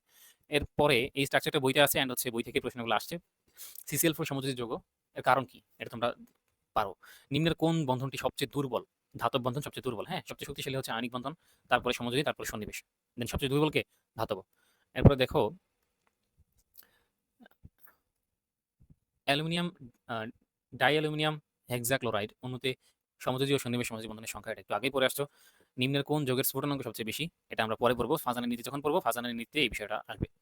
সরি, একটা এস অরবিটাল এবং একটা পি অরবিটাল এর হাইব্রিডাইজেশন হলে আমরা পাই কি পাই? একটা এস একটা পি মিলে দুইটা এসপি তৈরি করে। দুইটা এসপি তৈরি করে। বুঝতে পারছো? একটা এস একটা পি মিলে দুইটা এসপি অরবিটাল তৈরি করে। এখন টু অরবিটালস তৈরি করে। এটা তো বুঝতে পারছো? দুইটা অরবিটাল তৈরি করে। এরা হচ্ছে 180 ডিগ্রি অ্যাঙ্গেলে থাকে। কারণ এসপি অরবিটাল যেগুলা, যেমন কার্বন কার্বন ট্রিপল বন্ড, হ্যাঁ, এই কার্বন কার্বন ট্রিপল বন্ডের যে অরবিটালগুলা, এই কার্বনের যে অরবিটাল এখানে এভাবে থাকে দুইটা এসপি। এটা একটা এই যে এই কার্বনগুলা ট্রিপল বন্ডের কার্বনগুলা এসপি সংকরিত হয় এবং তারা আসলে এইভাবে এই যে দুইটা এসপি, হ্যাঁ, এইটা হচ্ছে এসপি অরবিটাল, এটা এসপি অরবিটাল, এটা এসপি অরবিটাল, এটা এসপি অরবিটাল। এখন এই এসপি অরবিটাল এখানে একটা হাইড্রোজেনের সাথে হাইড্রোজেনের এস অরবিটালের সাথে অতিক্রমণ করে। এই এসপি অরবিটাল এখানে হাইড্রোজেনের এস অরবিটালের সাথে অতিক্রমণ করে। দেন আসলে এইভাবে ইথাইন তৈরি হয়। আর এখানে যে এটা এটা কিন্তু সিগমা বন্ধন তৈরি করে। এসপি এসপি এটা সিগমা বন্ধন তৈরি করে, ঠিক আছে? পাই বন্ধন তৈরি করে আসলে পরবর্তীতে এই পাই অরবিটাল। পাই অরবিটাল আসলে এভাবে দুইটা করে থাকে না? দুইটা করে থাকে। দেন তাদের মধ্যে অতিক্রমণ হয় কি তৈরি করে? পাই বন্ধন তৈরি করে। সো এটা তোমরা জানো। আর এরা আসলে 180 ডিগ্রি অ্যাঙ্গেলে থাকে দুইটা। কারণ দেখো, এই যে এসপি এসপি কত অ্যাঙ্গেলে থাকে? 180 ডিগ্রি অ্যাঙ্গেলে থাকে। ওকে। এরপরে দেখো অ্যামোনিয়াম ক্লোরাইড অণুর বন্ধন প্রকৃতি কিরকম? সবগুলাই অ্যামোনিয়াম ক্লোরাইডে দেখো অ্যামোনিয়াম ক্লোরাইড, তাই না? NH4+, হ্যাঁ, NH4+টা কিভাবে আমরা লিখি? তুমি যদি NH4+ লিখতে চাও, দেখো নাইট্রোজেন সে একটা হাইড্রোজেনকে এভাবে দিচ্ছে ইলেকট্রন, তার যে লোন পেয়ার ইলেকট্রন সে একটা হাইড্রোজেন প্লাসকে দিয়ে দিচ্ছে এবং এখানে Cl মাইনাসটা আসলে আলাদাভাবে এখানে আছে। তো এই যে Cl মাইনাস, এই Cl মাইনাস আমি যদি দেখাই যে এইখানে দেখো যে Cl মাইনাস এবং হচ্ছে এই পুরো NH4+, এটার সাথে যে একটা অ্যাট্রাকশন ওটা হচ্ছে আয়নিক বন্ড। এবং এই যে NH যে নাইট্রোজেন হাইড্রোজেন যে বন্ধন, এই বন্ধনগুলো হচ্ছে সমযোজী বন্ধন। এবং এই বন্ধনটা হচ্ছে এই যে তীর চিহ্নের যে বন্ধনটা সেটা হচ্ছে সন্নিবেশ সমযোজী বন্ধন, মানে কোঅর্ডিনেট বন্ড, ঠিক আছে? এটা হচ্ছে কোঅর্ডিনেট বন্ড। আর এটা হচ্ছে কোভ্যালেন্ট মানে সমযোজী, এবং আয়নিক আয়নিক সবগুলো বন্ধনই অ্যামোনিয়াম ক্লোরাইডের মধ্যে আছে। তাহলে ৩ ধরনের বন্ধন বিদ্যমান। দেখো এটা অনেকগুলো ভর্তি পরীক্ষা আসছে, ঠিক আছে? দেখো ডাইয়ামিন সিলভার ক্লোরাইড যৌগটিতে কি ধরনের বন্ধন আছে? তো এই যে ক্লোরিন, এই পুরো জিনিসটার সাথে এই ক্লোরিনটা আছে হচ্ছে আয়নিক বন্ধনে। কি বন্ধনে আছে? আয়নিক বন্ধনে আছে। এবং সিলভার এবং অ্যামোনিয়া তারা আছে কি বন্ধনে? সন্নিবেশ সমযোজী বন্ধনে। সিলভার আর অ্যামোনিয়া সন্নিবেশ সমযোজী বন্ধনে। আবার নাইট্রোজেন হাইড্রোজেন তারা আবার কি বন্ধনে আছে? সমযোজী বন্ধনে। তাহলে সবগুলো বন্ধন এখানে বিদ্যমান। এরপর দেখো কোন পরমাণু যৌগ অপোলার যৌগ সমযোজী বন্ধন তৈরি করবে? অপোলার কারা তৈরি করবে? ঋণাত্মকতার পার্থক্য কাটাবো, ঠিক আছে? নাইট্রোজেন এবং অক্সিজেন তাদের মধ্যে তড়িৎ ঋণাত্মকতার পার্থক্য কত হয় তুমি দেখো, এবং তুমি যে কনসেপ্ট বুঝছো সেটার সাথে মিলাও যে এটা অপোলার সমযোজী কেন হইলো। ঠিক আছে, সোডিয়াম ক্লোরাইড অণুর বন্ধন দৈর্ঘ্য এত এবং ডাইপোল মোমেন্টের মান এত হলে সোডিয়াম ক্লোরাইড অণুতে আয়নিক বন্ধনের শতকরা পরিমাণ কত। এটা আমার হচ্ছে সালভিত্তিক কোশ্চেন, সাস্ট 19-20 কোশ্চেন ওয়েবসাইটে আপলোড আছে, সেখানে গিয়ে এই কোশ্চেনের সলভটা দেখে নাও। ঠিক আছে, আর যৌগই আয়নিক, দেখো কোনটা আয়নিক, এখানে সবগুলো আয়নিক। ঠিক আছে, ধাতু অধাতু মিলে কি তৈরি করবে, আয়নিক যৌগ তৈরি করবে। ধাতু প্লাস অধাতু মিলে আয়নিক যৌগ তৈরি করবে। কোন জোড়ায় উভয়ই সমযোজী যৌগ, কোন জোড়ায় উভয়ই সমযোজী যৌগ, এই যে কার্বন ডাই অক্সাইড সমযোজী যৌগ এবং মেথানল এরা হচ্ছে সমযোজী যৌগ, বাকিগুলোতে হচ্ছে ঝামেলা আছে। এরপরে দেখো, ঠিক আছে, এখন আমরা সংকরণে আবার চলে যাই, এটা এই ভিডিওটা কাট করতে হবে এখানে। বিসমিল্লাহ। ওকে, আশা করি সব ঠিকঠাক আছে। তো আমরা শুরু করতেছি অরবিটালের সংকরণ, খুব সহজে বুঝাই দিব। তুমি দেখো, তোমাকে দুইটা পদ্ধতি বলবো এভাবে, যদি তুমি বুঝতে পারো আমি যে ক্লাসটা বোঝাচ্ছি, যেটা বুঝতে পারো যদি, তাহলে তোমার আর সমস্যা হবে না। প্রথমে দেখো অরবিটাল সংখ্যা, অরবিটাল সংখ্যা নির্ণয়ের একটা সূত্র আছে যেটা তোমরা জানো, যে V plus X minus A plus C, sorry minus C plus A, C plus A, V plus X minus C plus A, এর আগে একটা হাফ আছে তাই না, এর আগে কি আছে, হাফ আছে। যদি সেটা আমরা সুন্দর করে লিখতে চাই তাহলে এখানে লিখি যে এটা ব্র্যাকেট দিয়ে এখানে একটা হাফ আছে, হাফ ইন্টু, এটা অন্য কালি দিয়ে লিখি। এখানে ভিটা কি, ভিটা হচ্ছে যোজ্যতা ইলেকট্রন, যোজ্যতা, যোজ্যতা ইলেকট্রন। ঠিক আছে, এক্সটা কি, এক্সটা হচ্ছে পরমাণুর সংখ্যা, একযোজী পরমাণুর কি সংখ্যা, আর সি হচ্ছে ক্যাটায়নের চার্জ সংখ্যা, এ হচ্ছে অ্যানায়নের চার্জ সংখ্যা। ঠিক আছে, এখন যদি তুমি দেখো যে তোমার কাছে একটা যৌগ দিয়ে দিচ্ছে, বলছে যে আরেকটা জিনিস এখানে একটু নোট ডাউন করে নাও, যদি অরবিটাল সংখ্যা, অরবিটাল সংখ্যা যদি হয় হচ্ছে 2, তাহলে সংকরণ হচ্ছে sp হবে। অরবিটাল সংখ্যা যদি পাও 3, তাহলে এই যে সংকরণ হবে হচ্ছে sp2। অরবিটাল সংখ্যা যদি পাও 4, তাহলে সংকরণ হবে sp3। ঠিক আছে, অরবিটাল সংখ্যা যদি বের করে দেখো যে 5 আসতেছে, তাহলে সংকরণ হবে sp3d। এবং অরবিটাল সংখ্যা যদি 6 হয় তাহলে sp3d2, এন্ড যদি 7 হয় তাহলে কি আসবে, sp3d2 d3, sp3d3 আসবে। হ্যাঁ, আশা করি বোঝা যাচ্ছে লেখা। তাহলে একটু লক্ষ্য করো যে এই যে তোমার এখানে এই ব্যাপারগুলো এখানে একটু মুখস্থ করতে হবে, এই ব্যাপারগুলো তোমাকে কি করতে হবে, মুখস্থ করতে হবে।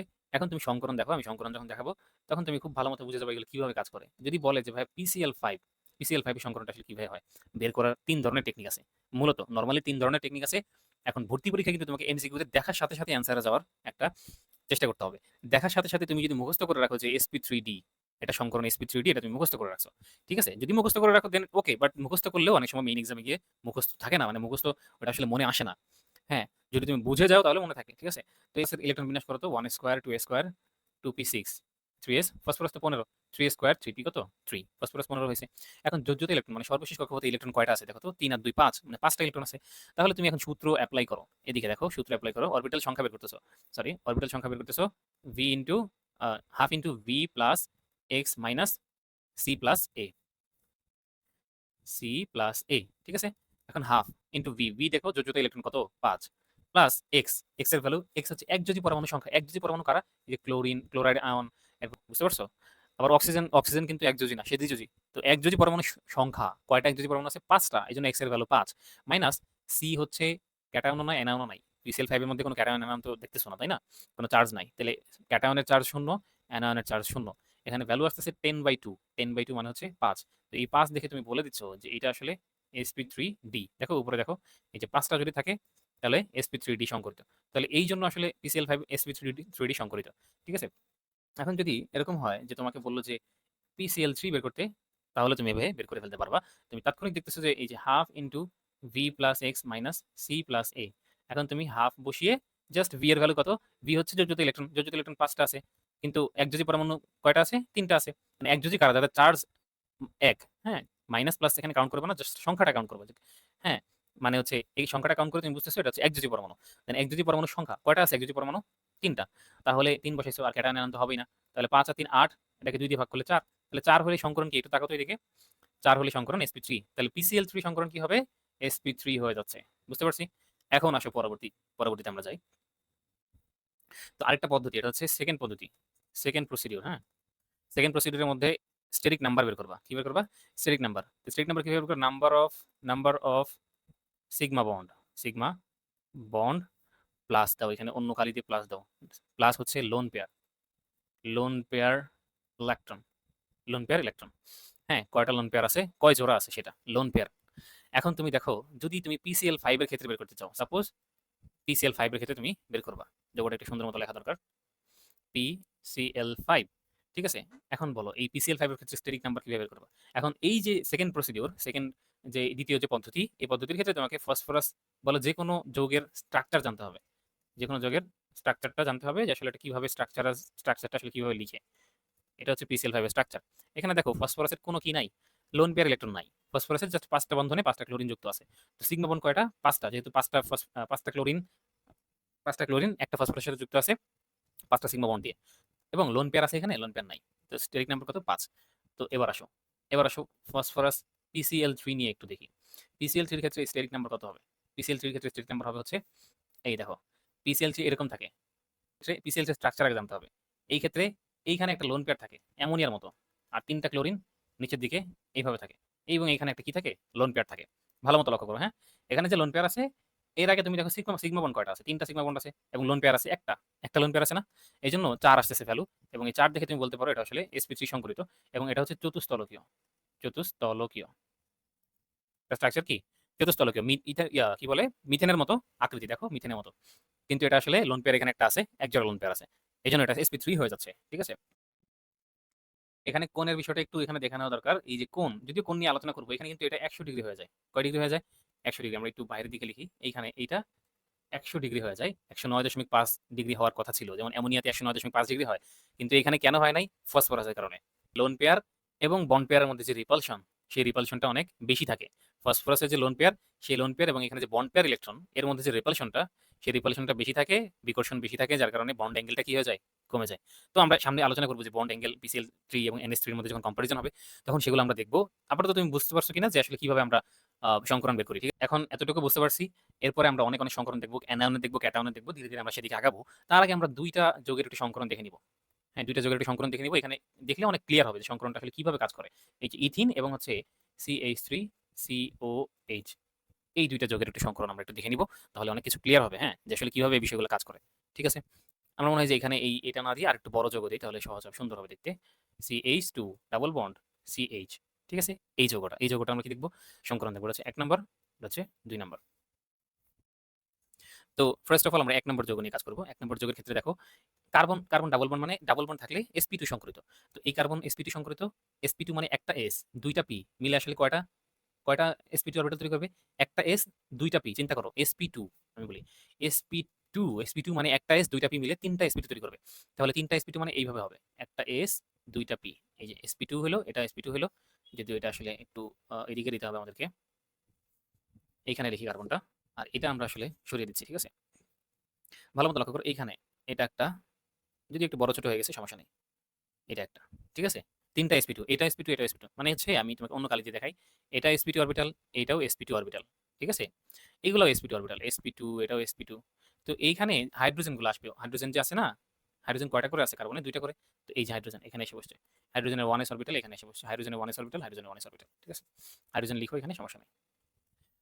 তো এখন একটু লক্ষ্য করো যে এখানে এই যে ডাবল বন্ড দেখতেছো, ডাবল বন্ডে একটা সিগমা বন্ড, একটা পাই বন্ড যে ফর্মেশন হয়েছে, সেটা আসলে এই যে পাই অরবিটাল থাকে এখানে। হ্যাঁ, পাই অরবিটালের পাশাপাশি অতিক্রমণের ফলে কি হয়? পাশাপাশি অতিক্রমণের ফলে পাই বন্ধন গঠিত হয়। দেখো পাশাপাশি অতিক্রমণ হচ্ছে, এর মধ্যে অতিক্রমণ হয়ে এই দুইটা দুইটা দাগ দেখে আবার মনে করো না যেখানে আসলে দুইটা পাই বন্ধন না, এই দুইটা পি অরবিটাল মিলে একটা পাই বন্ধন তৈরি করে। হ্যাঁ, একটা পাই বন্ধন জাস্ট ওভারল্যাপে দেখানো হয়েছে, একটা পাই বন্ধন তৈরি হয়। আর সিগমা বন্ড তৈরি হয় হচ্ছে sp2 মধ্যে। sp2 এবং sp2 মিলে কি তৈরি করে? সিগমা বন্ধন তৈরি করে, ঠিক আছে? সিগমা বন্ধন তৈরি করে, এবং এটা হচ্ছে হাইড্রোজেনের s অরবিটাল, এটা হচ্ছে হাইড্রোজেনের s অরবিটাল। তাহলে sp2s এটা সিগমা বন্ধন তৈরি করে, সিগমা বন্ধন তৈরি করে, ঠিক আছে? এখন যদি ভর্তি পরীক্ষা আসে যে sp2 ইথিনে, ইথিনে কোনটি আছে, ইথিনে কোন সংকরণটি বিদ্যমান? sp3s, sp2s, sps, ইথিনে নিচের কোন সংকরণটি বিদ্যমান, কোন অধিক্রমণ বিদ্যমান, তখন তুমি দিবা যে sp2s, ঠিক আছে? দেখো sp2s দেখা যাচ্ছে, আবার sp2 sp2 যে অধিক্রমণ সেটাও এখানে দেখা যাচ্ছে। তো এই চিত্রগুলো আশা করি সমস্যা নাই। এরপরে দেখো, এরপরে আমাদের যোগ ছিল হচ্ছে এইটা CH2 ডাবল বন্ড CH, এবং এখানে ও, এখানে এইচ, তাই তো? এটা হচ্ছে একটা যৌগ, এই যৌগের আমরা কি দেখবো? অরবিটাল চিত্র রাখবো, ঠিক আছে? তো এখানে তুমি একটু বড় হবে বিষয়টা, একটা, দুইটা, 3টা কার্বন, তাই না? 3টা কার্বন, খুবই ভালো কথা। তো এখানে তুমি দেখতে পাচ্ছ যে এই যে 2টা কার্বন, এই কার্বন এবং এই কার্বন, এই 2টা কার্বন হচ্ছে sp2 সংকরিত, যেহেতু ডাবল বন্ডে কানেক্টেড, sp2 সংকরিত। তো এই কার্বনে sp2 যেহেতু, তাহলে তিনটা, তিনটা কি থাকবে? একটা s, দুইটা p মিলে 3টা sp2 অরবিটাল তৈরি করবে। এই যে 3টা sp2 তৈরি করছে, বুঝতে পারছি? এই অরবিটালও 3টা sp2 তৈরি করবে, যেহেতু এটাও আসলে কি, এটা হচ্ছে এটাও কি? এটাও হচ্ছে sp2 sp2 সংকরিত। এখন আরেকটা sp2 কোন দিকে দিবা? উপরে বা নিচে কোন একদিকে দিতে পারো। ঠিক আছে? তো এখন একটু লক্ষ্য করো যে এইটার সাথে আসলে এখানে হাইড্রোজেন আসবে, হাইড্রোজেনের s অরবিটাল, এখানে হাইড্রোজেনের s অরবিটাল। হ্যাঁ, এটা একটু বড় হয়ে গেছে। এখানে হাইড্রোজেনের s অরবিটাল। এইখানে আবার হাইড্রোজেনের s অরবিটাল। তাহলে এই হাইড্রোজেনগুলো এসে এখানে এইভাবে বসে যাবে, অতিক্রমণ করবে। তাহলে এটা হাইড্রোজেনের s অরবিটাল, এটা হচ্ছে এটা কার্বনের যে অরবিটাল যেটা আমরা সংকরিত অরবিটাল পাইলাম sp2, এটা হচ্ছে sp2, এটা হচ্ছে sp2, এটাও sp2 এবং এইটাও sp, নিচে লিখি sp2। বুঝতে পারছি? এই যে এইটাও কিন্তু sp2। ঠিক আছে? খুবই ভালো মতো বুঝো, কোনো সমস্যা নেই। না বুঝলে আমাকে জিজ্ঞাসা করে গ্রুপে। দেখো, এখন যে এই যে কার্বনটা দেখতেছো, এই কার্বনটা কি বলতো? ওই কার্বনটা কিন্তু প্রথমে আমরা হিসাব করি নাই। ওই কার্বনটাও দেখো ডাবল বন্ডের সাথে যুক্ত। কিসের সাথে যুক্ত? ওই কার্বনটাও ডাবল বন্ডের সাথে যুক্ত এবং তার তার উপরে একটা অক্সিজেন আছে। অক্সিজেনটাও ডাবল বন্ডের সাথে যুক্ত। তাহলে অক্সিজেন, কার্বন এগুলো সবই এখানে কি? sp2 সংকরিত। তাহলে sp2 সংকরিত যেহেতু হবে, এই অক্সিজেনেরও একটা কি থাকবে এখানে? sp2 মানে 3টা sp2 তৈরি করবে। সে এইভাবে 3টা sp2 তৈরি করে। কয়টা sp2 তৈরি করে? এই যে 3টা sp2 অক্সিজেন তৈরি হলো। এই কার্বনেরও 3টা sp2 থাকবে এইভাবে। কার্বনেরও 3টা sp2, একটা এই দিকে, একটা এই দিকে, আরেকটা এই সামনের দিকে। ঠিক আছে? এখন তুমি দেখো, অন্য কালি দিয়ে দেখাচ্ছি। এই যে কার্বনের এই হাতে এখানে এই যে sp2 সংকরিত যে অরবিটাল, সেটার সাথে হাইড্রোজেনটা 1s অরবিটাল, s অরবিটাল, এখানে sp2 অরবিটাল, তারা অতিক্রমণ করতেছে। করতেছে না? করতেছে। কিন্তু অক্সিজেনের যে 2টা এইখানে sp2 অরবিটাল, সেই sp2 অরবিটালে কেউ কিন্তু নাই। এখানে লোন পেয়ার আছে। কে আছে? লোন পেয়ার আছে। খুব ভালো মতো তাকাও। লোন পেয়ার আছে। হুম? এবং কার্বন এবং অক্সিজেনের মধ্যে যেই বন্ধন তৈরি হয়েছে সেটা হচ্ছে sp2 এবং sp2 অরবিটালের মধ্যে অতিক্রমণ হওয়ার ফলে এখানে বন্ধন তৈরি হয়েছে। খুবই সুন্দর না? এটা কিন্তু কঠিন কিছুই না, কিন্তু অনেকের কাছে খুবই কঠিন মনে হয়। কিন্তু এখানে সমস্যা হচ্ছে যে পাই বন্ধন তাহলে কিভাবে তৈরি হয়েছে ভাইয়া? এই যে পাই বন্ধন হচ্ছে এখানে, যেহেতু একটা পাই বন্ধন আছে, তাহলে একটা পি অরবিটাল, একটা পি অরবিটাল, এটা আসলে এইভাবে কি তৈরি করছে? পাশাপাশি অতিক্রমণ করছে। অতিক্রমণ করে আসলে কি তৈরি করে ফেলছে? যেটা তৈরি করছে সেটা হচ্ছে পাই বন্ধন তৈরি করে ফেলছে। তাহলে এখন এইখানে কার্বন এবং অক্সিজেনের মধ্যে তো পাই বন্ধন আছে। এই পাই বন্ধনটা আসলে তৈরি হয় এইভাবে। ঠিক আছে? এইভাবে তৈরি হয়। যদি আসলে এখানে জায়গা নাই ভালো মতো দেখানোর, তো আমরা যেটা দেখাইতে পারি এখানে এই sp2 টা মুছে দিচ্ছি। ঠিক আছে? মুছে দিয়ে যেটা আমরা আসলে করতে পারি সুন্দর মতো বোঝার জন্য, এটা হচ্ছে এটা মুছে দিচ্ছি, এইটা মুছে দিচ্ছি। হুম? একটু দেখো ভালো মতো। এইখানে আঁকি। এটাও বোঝা যাচ্ছে না খুব একটা। এটা আমরা যেটা করতে পারি যে এইভাবে আঁকতে পারি। হ্যাঁ, এই যে পি অরবিটাল লিখে ফেললাম। এখন এই পি অরবিটাল, এই পি অরবিটালের মধ্যে অতিক্রমণ আঁকায় দাও। শেষ। ঠিক আছে? আমার মনে হয় একটা টান দিলেই জাস্ট হয়ে যাচ্ছে। একটা টান দিলেই হয়ে যাচ্ছে। ঠিক আছে? এখন এটা একটু কালি, হলুদ কালি দিয়ে একটু এটা ভরাট করে দেওয়া যেতে পারে। দেখো তো এখানে বুঝতে কোনো সমস্যা হয়েছে কিনা? দেখো এখানে বুঝতে কোনো সমস্যা হয়েছে কিনা? একদম কিন্তু সহজ। ঠিক আছে? যদি না বুঝো তাহলে কঠিন লাগবে। দেখো, যদি না বুঝে তাহলে কঠিন লাগবে, না বুঝলে। সো আশা করি তুমি বুঝতে পারছো। এটাও sp2 এখানে। sp2। ওকে। আর এইটা হচ্ছে পি অরবিটাল, যেগুলো এই যে পাশাপাশি অতিক্রমণ দেখালাম, ওই পি অরবিটালের অতিক্রমণের ফলে এখানে আসলে একটা পাই বন্ধন তৈরি হয়। এখানেও দেখো একটা পাই বন্ধন তৈরি হয়েছে। তাই না? তো এটা ছিল আসলে অধিক্রমণ নিয়ে আলাপ আলোচনা। এখন ভর্তি পরীক্ষা এখান থেকে প্রশ্ন আসতে পারে যে এই যে অক্সিজেনের লোন পেয়ারগুলা, এই যৌগের মধ্যে, এই যে যৌগটা দেখতেছো, এই যৌগের মধ্যে অক্সিজেনের লোন পেয়ার কোন অরবিটালে বিদ্যমান থাকে? অক্সিজেনের লোন পেয়ার কোন অরবিটালে বিদ্যমান থাকে? যদি sp2 আসে, যদি sp3 অপশনে দেয়, sp3d, তাহলে উত্তর কি দাগাবা? উত্তর দাগাবা হচ্ছে sp2 অরবিটালে এখানে থাকে। ঠিক আছে? এরকম কিছু কনসেপচুয়াল প্রশ্ন আসতে পারে যেগুলো তোমাদের জন্য কঠিন লাগতে পারে।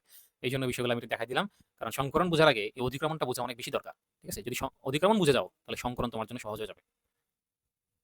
এই সূত্র, যখন আমরা এই সূত্র দিয়ে ম্যাথ করবো সামনে, তখন ক্লিয়ার হবে। এখানে দেখতে পারতেছো যে এই বিষয়গুলো আছে। যে 180 ডিগ্রি বন্ধন কোণ যদি হয় তাহলে আসলে সরলরৈখিক হয় যৌগ। যদি বন্ধন কোণ 120 ডিগ্রি হয় তাহলে সমতুল্য সেতু বোঝা যায়। এটা সামনে আমরা দেখবো যে কিভাবে হয়। ঠিক আছে? এখন এদিকে একটু লক্ষ্য করো যে এখানে অনেকগুলো যৌগ দিয়ে দিচ্ছে। বলছে যে এই যৌগগুলোর কেন্দ্রীয় পরমাণু সংকরণ নির্ণয় করো। তো সবগুলো আমরা করবো একে একে। ঠিক আছে? প্রথমে মিথেন করবো। তো মিথেন মানে একটা কার্বন। তো তুমি আসলে কোন পদ্ধতিতে করবা সেটা আসলে তোমাকে বুঝতে হবে।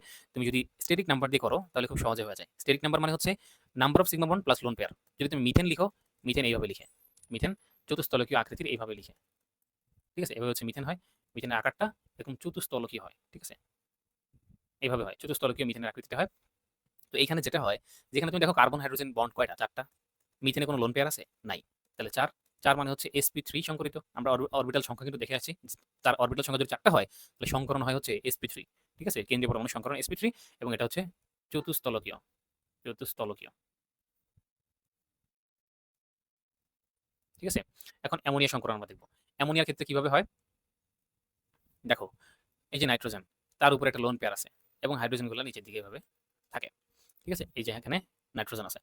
তো এখানে যেটা হয় যে স্টেরিক নাম্বার তুমি বের করবা। স্টেরিক নাম্বার হচ্ছে number of sigma bond. Nitrogen hydrogen sigma bond কয়টা আছে? 3টা এবং লোন পেয়ার কয়টা আছে? একটা। তাহলে 4। তাহলে কি হয়ে যাচ্ছে? sp3 হয়ে যাচ্ছে তার সংকরণ। সমীকরণ কি হয়ে যাচ্ছে? সমীকরণ হয়ে যাচ্ছে হচ্ছে sp3। বুঝতে পারছি sp3 কিভাবে হলো? এটা সমীকরণ হচ্ছে sp3। আকৃতিটা এখন যদি দেখো, যেটার আকৃতি হচ্ছে ত্রিকোণাকার পিরামিডীয় হয়ে যায়। যখন আসলে উপরের দিকে এভাবে একটা থাকে, লোন পেয়ার থাকে, তখন আসলে এই যে লোন পেয়ার, এখানে একটা বিষয় একটু বুঝে নাও যে লোন পেয়ার, হ্যাঁ, লোন পেয়ার যে বিকর্ষণ বল, দেখো লোন পেয়ার এবং লোন পেয়ারের মধ্যে যে বিকর্ষণ বল, সেটা অনেক বেশি থাকে লোন পেয়ার বন্ড পেয়ারের বিকর্ষণ বল চেয়ে, ঠিক আছে, এলপিবিপি। আবার এই যে এলপিবিপি মানে লোন পেয়ার বন্ড পেয়ারের মধ্যে যে বিকর্ষণ, সেটা বেশি হচ্ছে বন্ড পেয়ারের বিকর্ষণের চেয়ে। বন্ড পেয়ারের মধ্যে যে বিকর্ষণ, এটা আমি তোমাকে যদি আলাদা স্লাইডে বুঝাই তাহলে খুব সহজ লাগবে, নতুবা তোমার কাছে কঠিন হবে। তো যেটা এখানে হয় যে তোমার বোঝা দরকার যে এখানে যে বন্ড অ্যাঙ্গেলটা হয়, সেটা আসলে আমরা জানি যে sp3 সংকরণ হলে বন্ড অ্যাঙ্গেল সাধারণত 109.5 ডিগ্রি হয়, তাই না? এটা মনে রাখবা, মুখস্থ রাখবা। আসলে লোন পেয়ার থাকলে বন্ড অ্যাঙ্গেল এটা অ্যামোনিয়ার ক্ষেত্রে কমে আসে। দেখো অ্যামোনিয়াতে যেহেতু লোন পেয়ার আছে, এখানে আসলে বন্ড অ্যাঙ্গেলটা কি হয়ে যাবে? কমে যাবে। এটা কমে গিয়ে এটা 107 ডিগ্রি হয়ে যায়। অ্যামোনিয়ার ক্ষেত্রে এই বন্ধন কোণটা কয় ডিগ্রি হয়? 107 ডিগ্রি হয়ে যায়, কারণ এখানে লোন পেয়ার আছে। এই লোন পেয়ার এবং এই যে এখানে যে বন্ড পেয়ার আছে, বন্ড পেয়ারে দুইটা ইলেকট্রন, এর মধ্যে কি হয়? এর মধ্যে আসলে বিকর্ষণ হয়। বিকর্ষণ হলে তারপরে এই বন্ধনগুলো আরো চেপে যায়, আর অল্প একটু কি হয়ে যায়? চেপে যায়। চেপে গেলে কোণ কমে যায় 107 ডিগ্রি, হওয়ার কথা ছিল 109.5 ডিগ্রি sp3 হলে, বাট হয়েছে কত?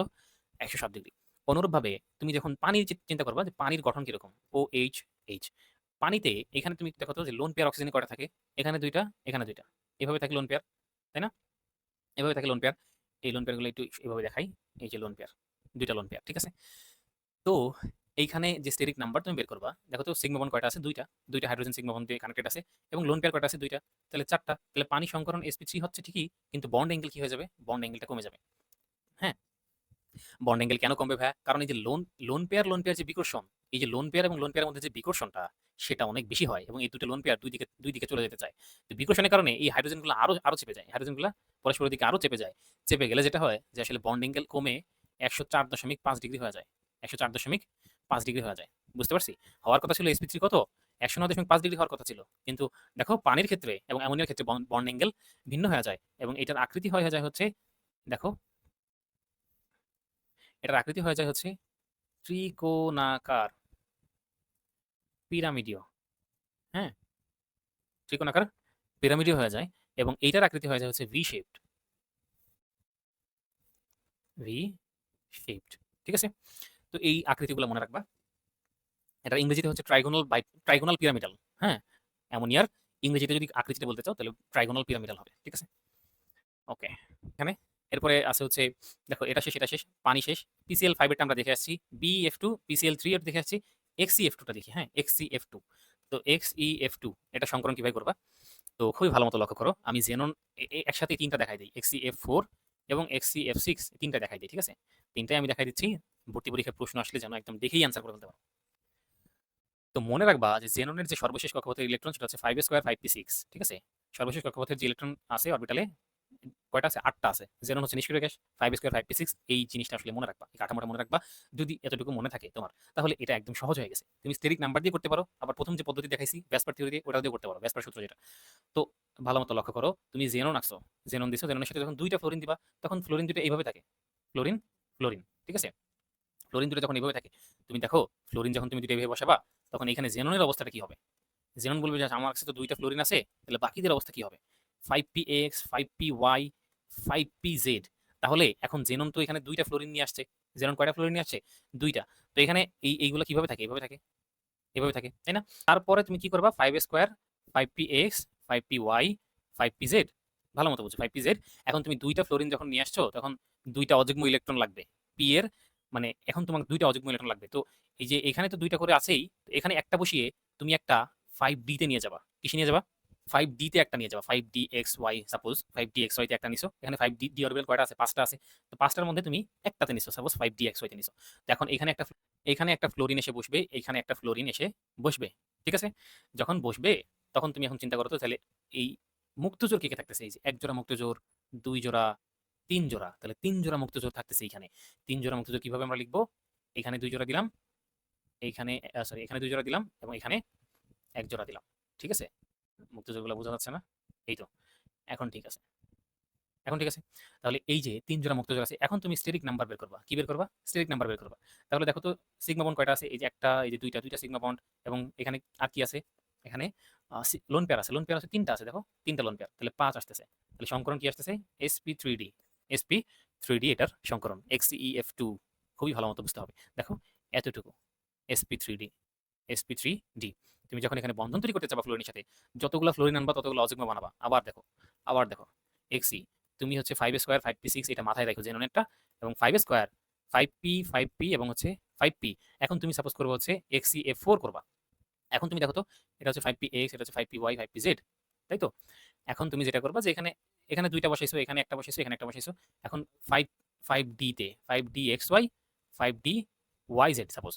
তুমি দেখো এখন তো তোমাকে আসলে যেটা করতে হবে, এখানে দুইটা ছিল, এখানে দুইটা ছিল, তাই না? এরকম তো ছিল 6টা, পি অরবিটালে 6টা ছিল। কিন্তু এখন তোমাকে 4টা অযুগ্ম বানাইতে হবে। 4টা অযুগ্ম বানাইতে হলে কি করতে হবে? এখান থেকে একটা মুছে দিতে হবে, এখান থেকে একটা মুছে দিতে হবে। মুছে এগুলা ডি অরবিটালে একটা একটা করে নিতে হবে। ডি অরবিটালে একটা একটা করে নিতে হবে। হয়ে গেছে। এখন তুমি স্টেরিক নাম্বার বের করো। স্টেরিক নাম্বার বের করো। সিগমা বন্ড কয়টা আছে? তুমি যখন এমনিতে তুমি যখন স্ট্রাকচার বের করবা, স্ট্রাকচার না বের করেও তুমি ডিরেক্ট একটা অ্যান্সার এমনিতেই বলে দিতে পারতেছো। দেখো একটা এস এবং 3টা পি এবং 2টা ডি, তাহলে sp3d2 এটা হচ্ছে জেননের সংকরণ। তুমি যদি চাও না ভাই আমি আসলে স্ট্যাটিক নাম্বার বের করে উত্তর দেখাবো, তাহলে স্ট্যাটিক নাম্বার বের করো। স্ট্যাটিক নাম্বার বের করতে গেলে তোমাকে সিগমা বন্ড দেখো, এই যে সিগমা বন্ড মানে কি? আচ্ছা এখানে কিন্তু আমি তোমাকে দেখাই নাই, এখানে একটা ফ্লোরিন, এখানে একটা ফ্লোরিন, এখানে একটা ফ্লোরিন, এখানে একটা ফ্লোরিন, এই 4টা ফ্লোরিন এসে কিন্তু বন্ধন তৈরি করে সমযোজী বন্ধন। তাহলে সমযোজী বন্ধন তৈরি করছে এগুলো 4টা। স্ট্রাকচারটা দেখাইতেও পারো, এটা স্ট্রাকচার না দেখালে তুমি এখানে যে স্ট্রাকচার তুমি দেখতে পারো 4টা। তো ভালো মতো লক্ষ্য করো, স্ট্রাকচার নিয়ে যাতে প্রবলেম না থাকে। উপরে এক জোড়া লোন পেয়ার থাকে, দেখো লোন পেয়ার এখানে কয়টা? এই যে একটা, এই যে দুইটা লোন পেয়ার, উপরে এক জোড়া, নিচে এক জোড়া লোন পেয়ার। হ্যাঁ, বাকি এই ফ্লোরিন গুলো আসলে একটা প্লেনের মধ্যে থাকে, একটা প্লেনের মধ্যে থাকে। এটা উপরে থাকে, এটা নিচে থাকে, বুঝতে পারছো? এটা উপরে থাকে, এটা নিচে থাকে, এবং হচ্ছে তাদের এই যে জেনন ফ্লোরিন যে বন্ড অ্যাঙ্গেল, এটা কিন্তু 90 ডিগ্রি। কয় ডিগ্রি? 90 ডিগ্রি। এবং এই যে লোন পেয়ারের সাথে যে বন্ড বন্ড অ্যাঙ্গেল, সেটাও 90 ডিগ্রি। ওকে, তো এখানে যেটা আসতেছে যে স্টেরিক নাম্বার দেখো, লোন পেয়ার দুইটা কেন? কারণ এই যে দেখতে পারতেছো কিন্তু লোন পেয়ার কেন দুইটা হয়েছে? তো 4 প্লাস হচ্ছে ফ্লোরিন 4টা আছে, 4টা, সরি এখানে আসলে number of sigma bond plus lone pair হচ্ছে 2টা। লোন পেয়ার কয়টা? 2টা। আর সমযোজী বন্ধন 4টা, সিগমা বন্ড 4টা আর কি, এই জন্য। তো 6টা, 6টা হলে কি হবে? sp3d2 হবে, sp3d2 এটা সংকরণ। বুঝতে পারছি? আমরা কিন্তু অরবিটাল সংখ্যা, এই যে স্টেরিক নাম্বার বা অরবিটাল সংখ্যা যেটাই বলো, স্টেরিক নাম্বার অরবিটাল সংখ্যা একই জিনিস ধরে তুমি চিন্তা করো। স্টেরিক নাম্বার যদি 6 হয় তাহলে sp3d2 সংকরণ। আমি কিন্তু আগে এটা লিখে আসছি যে কোনটা কত হইলে। তোমরা যদি ভিডিও টেনে থাকো তাহলে আবার সমস্যা। এখন যদি তোমাকে বলে যে বলো তো xef6 এটা সংকরণ কি হবে জেননের, এখানে জেননের সংকরণ কি হবে, তখন তুমি বলবে যে ভাই আমি তো জানি যে জেননের হচ্ছে সর্বশেষ কক্ষপথে 8টা ইলেকট্রন থাকে, 8টা, 5 স্কয়ার 5p6 থাকে। তো আমরা এখন সাথে সাথে আমরা ভাই যেটা করব যে আসলে এখানে তুমি যেটা করবা যে 5 স্কয়ার 5p 5p এবং হচ্ছে 5p, এবং এখানে ডি অরবিটাল থাকবে হচ্ছে। ওকে, তো এখানে তোমার 6টা ফ্লোরিন আসবে। তো এই জন্য এটাকে একটা, এটাতে একটা, এটাতে একটা, এটাতে একটা, এবং বাকি ডি অরবিটাল 3টাতে 3টা দিতে হবে। এভাবে তুমি কি সংকরণ পেয়ে যাবা। কেন ভাই, কেন 6টা অযুগ্ম বানাইলেন? 6টা ইলেকট্রন তো এখানে ছিল, এখন 6টা অযুগ্ম এভাবে কেন বানাইলেন? এটা হচ্ছে ডি অরবিটাল, ঠিক আছে? তো কারণ এখানে যে দেখো, এখানে আমরা এখন ফ্লোরিন দেবো, তো একটা ফ্লোরিন এখানে আসবে, একটা ফ্লোরিন এখানে, একটা ফ্লোরিন এখানে। তো প্রত্যেকটা ফ্লোরিন প্রত্যেকটা অযুগ্ম ইলেকট্রনের সাথে তার ইলেকট্রন, তার নিজের ইলেকট্রন শেয়ার করে কি করবে? বন্ধন তৈরি করবে, বুঝছো? সমযোজী বন্ধন তৈরি করবে। তাহলে এখন তুমি ডিরেক্ট এই কি বের করবা? স্টেরিক নাম্বার বের করবা। এখান থেকে দেখে তুমি আসলে বুঝে যাবা যে আসলে সংকরণটা কি।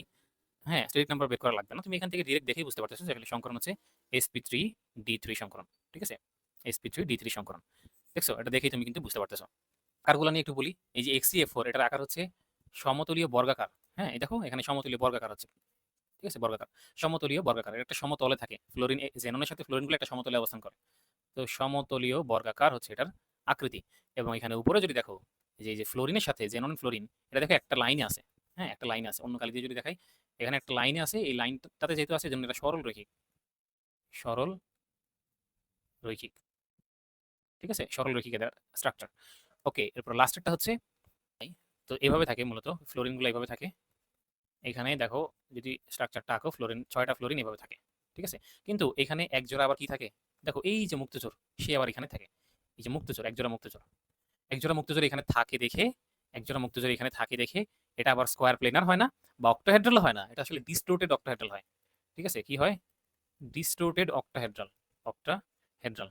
যদি এই লোন পেয়ারটা না থাকতো তুমি ডিরেক্ট অক্টোহেড্রাল বলে দিতে পারতা, কিন্তু লোন পেয়ার আছে দেখে এটা আসলে ডিস্টোর্টেড হয়ে যায়। হ্যাঁ, এবং এটার মেইন যে আসলে নাম হয় সেটা হচ্ছে স্কোয়ার বাইপিরামিডাল হয়। স্কোয়ার বাইপিরামিডাল মানে হচ্ছে, তুমি বাংলায় যদি লিখো বর্গাকার বাইপিরামিডাল, এটাও বলতে পারো, ঠিক আছে? স্কোয়ার মানে বর্গাকার বাইপিরামিডাল মানে হচ্ছে স্কোয়ার বাইপিরামিডাল তুমি বলতে পারো এটাকে, অথবা ডিস্টার্টেড অক্টাহেড্রাল। ভর্তি পরীক্ষায় অনেক ইম্পর্টেন্ট এগুলো। হ্যাঁ, তুমি আকারও মনে রাখবা, অ্যাঙ্গেলও মনে রাখবা, অ্যান্ড হচ্ছে কি মনে রাখবা, সংকরণ তো অবশ্যই। এই যে 3টা জেনন দিয়ে অনেক ইম্পর্টেন্ট, বুঝছো? স্টুডেন্ট আটকাতে চাইলে সারা জেনন দিয়ে দেয়। এখন দেখো যে প্রশ্ন কিন্তু অনেক ধরনের হতে পারে, ঠিক আছে? সো আশা করি তুমি বুঝতে পারছো এগুলো সংকরণ কিভাবে নির্ণয় করবা। এবং এখানে দেখো আরো কতগুলো আছে, যে একযোজী এবং দ্বিযোজী পরমাণু। আমি কিন্তু এই যে এই সূত্রটা যেটা, যে half into V plus M minus C plus এই সূত্র দিয়ে আসলে করি নাই। তোমরা এই সূত্র দিয়ে করতে পারো, আবার স্টেরিক নাম্বার দিয়ে করতে পারো, কোনো প্রবলেম নাই। তুমি স্টেরিক নাম্বার দিয়ে করলে সহজে করে ফেলতে পারবা, ঠিক আছে? স্ট্রাকচার জানলে খুব সহজে করে ফেলতে পারবা, কমপ্লেক্স হবে না। যেমন POCl3, এটা কিভাবে করবা? এই যে ফসফরাস, এটার সাথে অক্সিজেন ডাবল বন্ড এইভাবে থাকে, এবং এখানে যেটা হয় যে আসলে ক্লোরিন 3টা এইভাবে থাকে। হ্যাঁ, এভাবে থাকে। তো এটা যখন তুমি পেরে যাবে তখন তুমি ইজিলি স্টেরিক নাম্বার বের করতে পারবা। স্টেরিক নাম্বার হচ্ছে, এখানে কোনো লোন পেয়ার থাকতেছে না, তাই না? লোন পেয়ার থাকতেছে না, লোন পেয়ার হচ্ছে 0 এবং 3টা সমযোজী বন্ধন আছে। এইখানে হচ্ছে কাহিনী যে সিগমা বন্ড কয়টা এখানে? সিগমা বন্ড হচ্ছে 4টা, যেহেতু এই যে এখানে ডাবল বন্ডের মধ্যে একটা সিগমা বন্ড আছে, তাহলে 4টা। ঠিক আছে? 4 4 হলে কি সংকরণ? sp3 সংকরণ। তাহলে POCl3 এর মধ্যে sp3 সংকরণ। এরপরে দেখো এখানে COCl2, COCl2 এর মধ্যে কি হবে? COCl, এই যে এইভাবে, ঠিক আছে? তো এই ক্ষেত্রে COCl এর মধ্যে যে কার্বন, সেই কার্বনের সংকরণ কিভাবে বের করবা? তুমি দেখো যখন তুমি স্ট্রাকচার পড়ো তখন স্টেরিক নাম্বার দিয়ে 1 মিনিটের মধ্যে করে ফেলতে পারতেছো। 3 + 0, ঠিক আছে? এখানে কিন্তু কোনো কি নাই, এখানে কোনো কি নাই, লোন প্যান নাই। সো 3 3 হলে তোমরা জানো যে sp2 সংকরিত, তাই না? আর এই যে HCOF2, এটা হচ্ছে, এখানে কিন্তু অক্সিজেন ঢুকে গেছে। তো অক্সিজেন যখন ঢুকবে কোনো সমস্যা নেই। আমরা জেনন নিয়ে অনেক আলাপ আলোচনা করে এখানে আসছি। কাজে এখন আমাদের কাছে একদম সহজ। কেন সহজ ভাই? আপনার কাছে সহজ, আমার কাছে কঠিন। আচ্ছা দেখো, তোমার কাছে সহজ হয়ে যাবে। কারণ তুমি যখন অক্সিজেন দিচ্ছ তখন ডাবল বন্ড দিতে হবে। দেখো ডাবল বন্ড দিছো, ডাবল বন্ড দিছো। ঠিক আছে? আবার তো ফ্লোরিনও দেওয়া লাগবে, একটা করে ফ্লোরিনও দেওয়া লাগবে, সিঙ্গেল বন্ডে। দেওয়া লাগবে না? দেওয়া লাগবে। কিন্তু অক্সিজেন তো কখনো ভাই একক বন্ধনে দিতে পারি না। অক্সিজেন দিলেই সেটা ডাবল বন্ডে দিতে হবে। এইজন্য ডাবল বন্ডে দিছি। ঠিক আছে? ডাবল বন্ডে দিছি। তো এখন চিন্তা করো তো যে এইখানে জেননের আসলে কয়টা ছিল? মোট হচ্ছে 5 স্কয়ার 5p6, মানে 8টা ইলেকট্রন। তো 8টা ইলেকট্রনের মধ্যে দেখো এখানে আসলে কয়টা ইলেকট্রন সে দিয়ে দিছে বলতো? এখানে 4টা, এখানে 4টা। মানে এখানে একটা ইলেকট্রন জেননের, এখানে একটা ইলেকট্রন জেননের, এখানে একটা ইলেকট্রন জেননের, এখানে একটা ইলেকট্রন জেননের। তাহলে জেনন এখানে 4টা ইলেকট্রন দিছে, এখানে একটা 5টা, এখানে একটা 6টা। হ্যাঁ, তার নিজস্ব 6টা ইলেকট্রন সে শেষ করে দিছে। আরো 2টা ইলেকট্রন তার কাছে থেকে গেছে। এই 2টা ইলেকট্রন হচ্ছে এখানে, এই 2টা ইলেকট্রন। বুঝছো?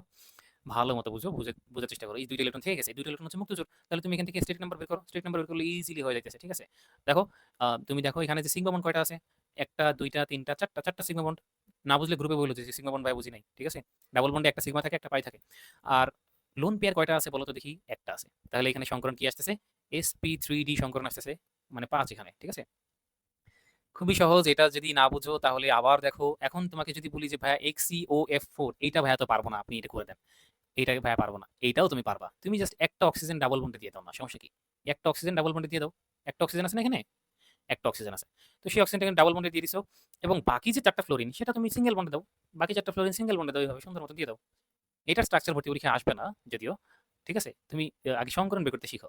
এটা যখন তুমি পারো তখন তুমি এখান থেকে স্ট্যাটিক নাম্বার বের করতে পারো। দেখো স্ট্যাটিক নাম্বার বের করো। স্ট্যাটিক নাম্বার যখন বের করবা তখন কত আসবে? দেখো এখানে সিগমা বন্ড কয়টা আছে? 1টা 2টা 3টা 4টা 5টা, 5টা সিগমা বন্ড আছে। এখন কথা হচ্ছে ভাই এখানে কোনো লোন পেয়ার আছে কিনা? দেখো 5 স্কয়ার 5p6। তো এখানে তখন এখানে জেননের ইলেকট্রন সে দিছে 2টা, এখানে দিছে হচ্ছে 1টা 3টা 4টা 5টা 6টা ইলেকট্রন শেষ করে দিছে। তার কাছে কয়টা আছে আরো? এই যে 2টা আছে। 2টা কি আছে? লোন পেয়ার আছে। তো 5 + 1, তাহলে কত আসতেছে? 6। 6 আসলে কত? sp3d2। দেখো বুঝতে পারছো কিনা? খুবই সহজ। না বুঝলে আবার তোমার কাছে কঠিন লাগবে। ঠিক আছে? না বুঝলে কঠিন লাগবে। তো এটা হচ্ছে sp3d2 সংকরিত। ঠিক আছে? আশা করি কোনো সমস্যা হবে না। পরের প্রশ্নে চলে যাই। এখন ক্যাটায়নের সংকরণ ভাই বুঝি না, আপনি বুঝাই দেন। আচ্ছা ঠিক আছে। H H এবং H, ঠিক আছে? এবং এখানে আসলে একটা সন্নিবেশ সমযোজী বন্ধন দিয়ে অ্যামোনিয়া কি করে? তার ইলেকট্রন কাকে দেয়? দেয় কাকে বলো তো? অনেক আলোচনা করছি এটা। হাইড্রোজেনকে দেয়, হাইড্রোজেন আয়নকে। যখন এটাকে দেয় তখন যেটা হয় যে আসলে এখানে নরমালি চিন্তা করো তো, এখানে এভাবে হয় আরকি। হ্যাঁ? এখানে স্টেরিক নাম্বার দেখো, স্টেরিক নাম্বার। তুমি ওই যে আমি কিন্তু ওই সূত্র দিয়ে করি নাই। হ্যাঁ, ওই সূত্র দিয়েও তোমরা করতে পারো। স্টেরিক নাম্বার দিয়ে সহজ হয়। এজন্য স্টেরিক নাম্বার দিয়ে করলে খুব দ্রুত করে ফেলা যায়। তোমরা এটা করতে পারো। ওইভাবে করতে পারো, তোমার যেভাবে সহজ লাগে। তো এখানে তুমি দেখো জাস্ট, এখানে অ্যামোনিয়ার কিন্তু কোনো কি নাই? মুক্তজোড় ইলেকট্রন নাই। কারণ সে সেটা দিয়ে দিছে হাইড্রোজেন আয়নকে। ঠিক আছে? তো 4 + 0, এই যে এই বন্ধনটা আসলে এখানে কি করবা? কাউন্ট করবা হচ্ছে এই সন্নিবেশ সমযোজী বন্ধন, সেটাকে কাউন্ট করবা। যেহেতু সন্নিবেশ সমযোজী, সুতরাং সেটাও একটা সিগমা বন্ড হিসেবে কাউন্ট করবা। ঠিক আছে? তাহলে 4 + 0, তাহলে কত আসতেছে? sp3 আসতেছে। বুঝতে পারছি? sp3 আসতেছে। এখানে কিন্তু কোনো লোন পেয়ার নাই। ঠিক আছে? তো তারপর চিন্তা করো যে এখানে ক্যাটায়ন CH3+, CH3+, এক্ষেত্রেও জাস্ট স্টেরিক নাম্বার। জাস্ট কি? Steric number. তো স্টেরিক নাম্বার হচ্ছে 4 প্লাস, সরি, 3টা হাইড্রোজেন আছে। কয়টা হাইড্রোজেন আছে? 3টা হাইড্রোজেন কার্বনের সাথে কানেক্টেড সিগমা বন্ড দিয়ে। তাহলে 3টা সিগমা বন্ড, লোন পেয়ার এখানে নাই। তাহলে কি? sp টু সংকরিত এটা। কি সংকরিত? sp2 সংকরিত। ঠিক আছে? অনুরূপভাবে হাইড্রোনিয়াম আয়নটা আমরা কিন্তু করে আসছি। এখন ভাইয়া এটা আমি এইভাবে আমি স্টেরিক নাম্বার দিয়ে ভাইয়া পারি না। তাহলে আমাকে এই সূত্র দিয়ে করে দেন তো ভাইয়া, half plus B plus M minus C plus A. এটা তো ছোটবেলা থেকে করে আসছি। ছোটবেলা না মানে একাডেমিক থেকে করে আসছি। তাহলে ভাইয়া এটা এই সূত্র দিয়ে আমাকে একটু বুঝাই দেন এই জিনিসটা। ঠিক আছে? আচ্ছা ঠিক আছে। তাহলে দেখো হাফ ইনটু, যদি এটাতে একটু টাইম লাগে তোমার কার্বনের কি করতে হবে? 1 স্কয়ার 2 স্কয়ার 2p2। কার্বনের কি এটা? ইলেকট্রন বিন্যাস। তাহলে সর্বশেষ কক্ষপথে কয়টা ইলেকট্রন আছে? 4টা। তাহলে 4 প্লাস এখানে এম কি? এম হচ্ছে একযোজী পরমাণুর সংখ্যা। তাহলে হাইড্রোজেন তো একযোজী। কয়টা আছে? হাইড্রোজেন এখানে আছে হচ্ছে 3টা। Minus cation. ক্যাটায়নের চার্জ সংখ্যা কত এখানে বলো তো? এটা যেহেতু ক্যাটায়ন, তো ক্যাটায়নের চার্জ কত? +1, তাহলে 1 বসায় দিবা। প্লাস অ্যানায়ন তো নাই, তাহলে 0 বসায় দিবা। তাহলে হাফ ইনটু 4 আর 3 7 মাইনাস 1। ঠিক আছে? তাহলে 6/2 কত হচ্ছে? 3 হচ্ছে। 3 হলে sp2 হচ্ছে। বুঝতে পারছি কিনা? ওইভাবেও করতে পারো, স্টেরিক নাম্বার দিয়ে করতে পারো, কোনো সমস্যা নাই। ঠিক আছে? ওকে।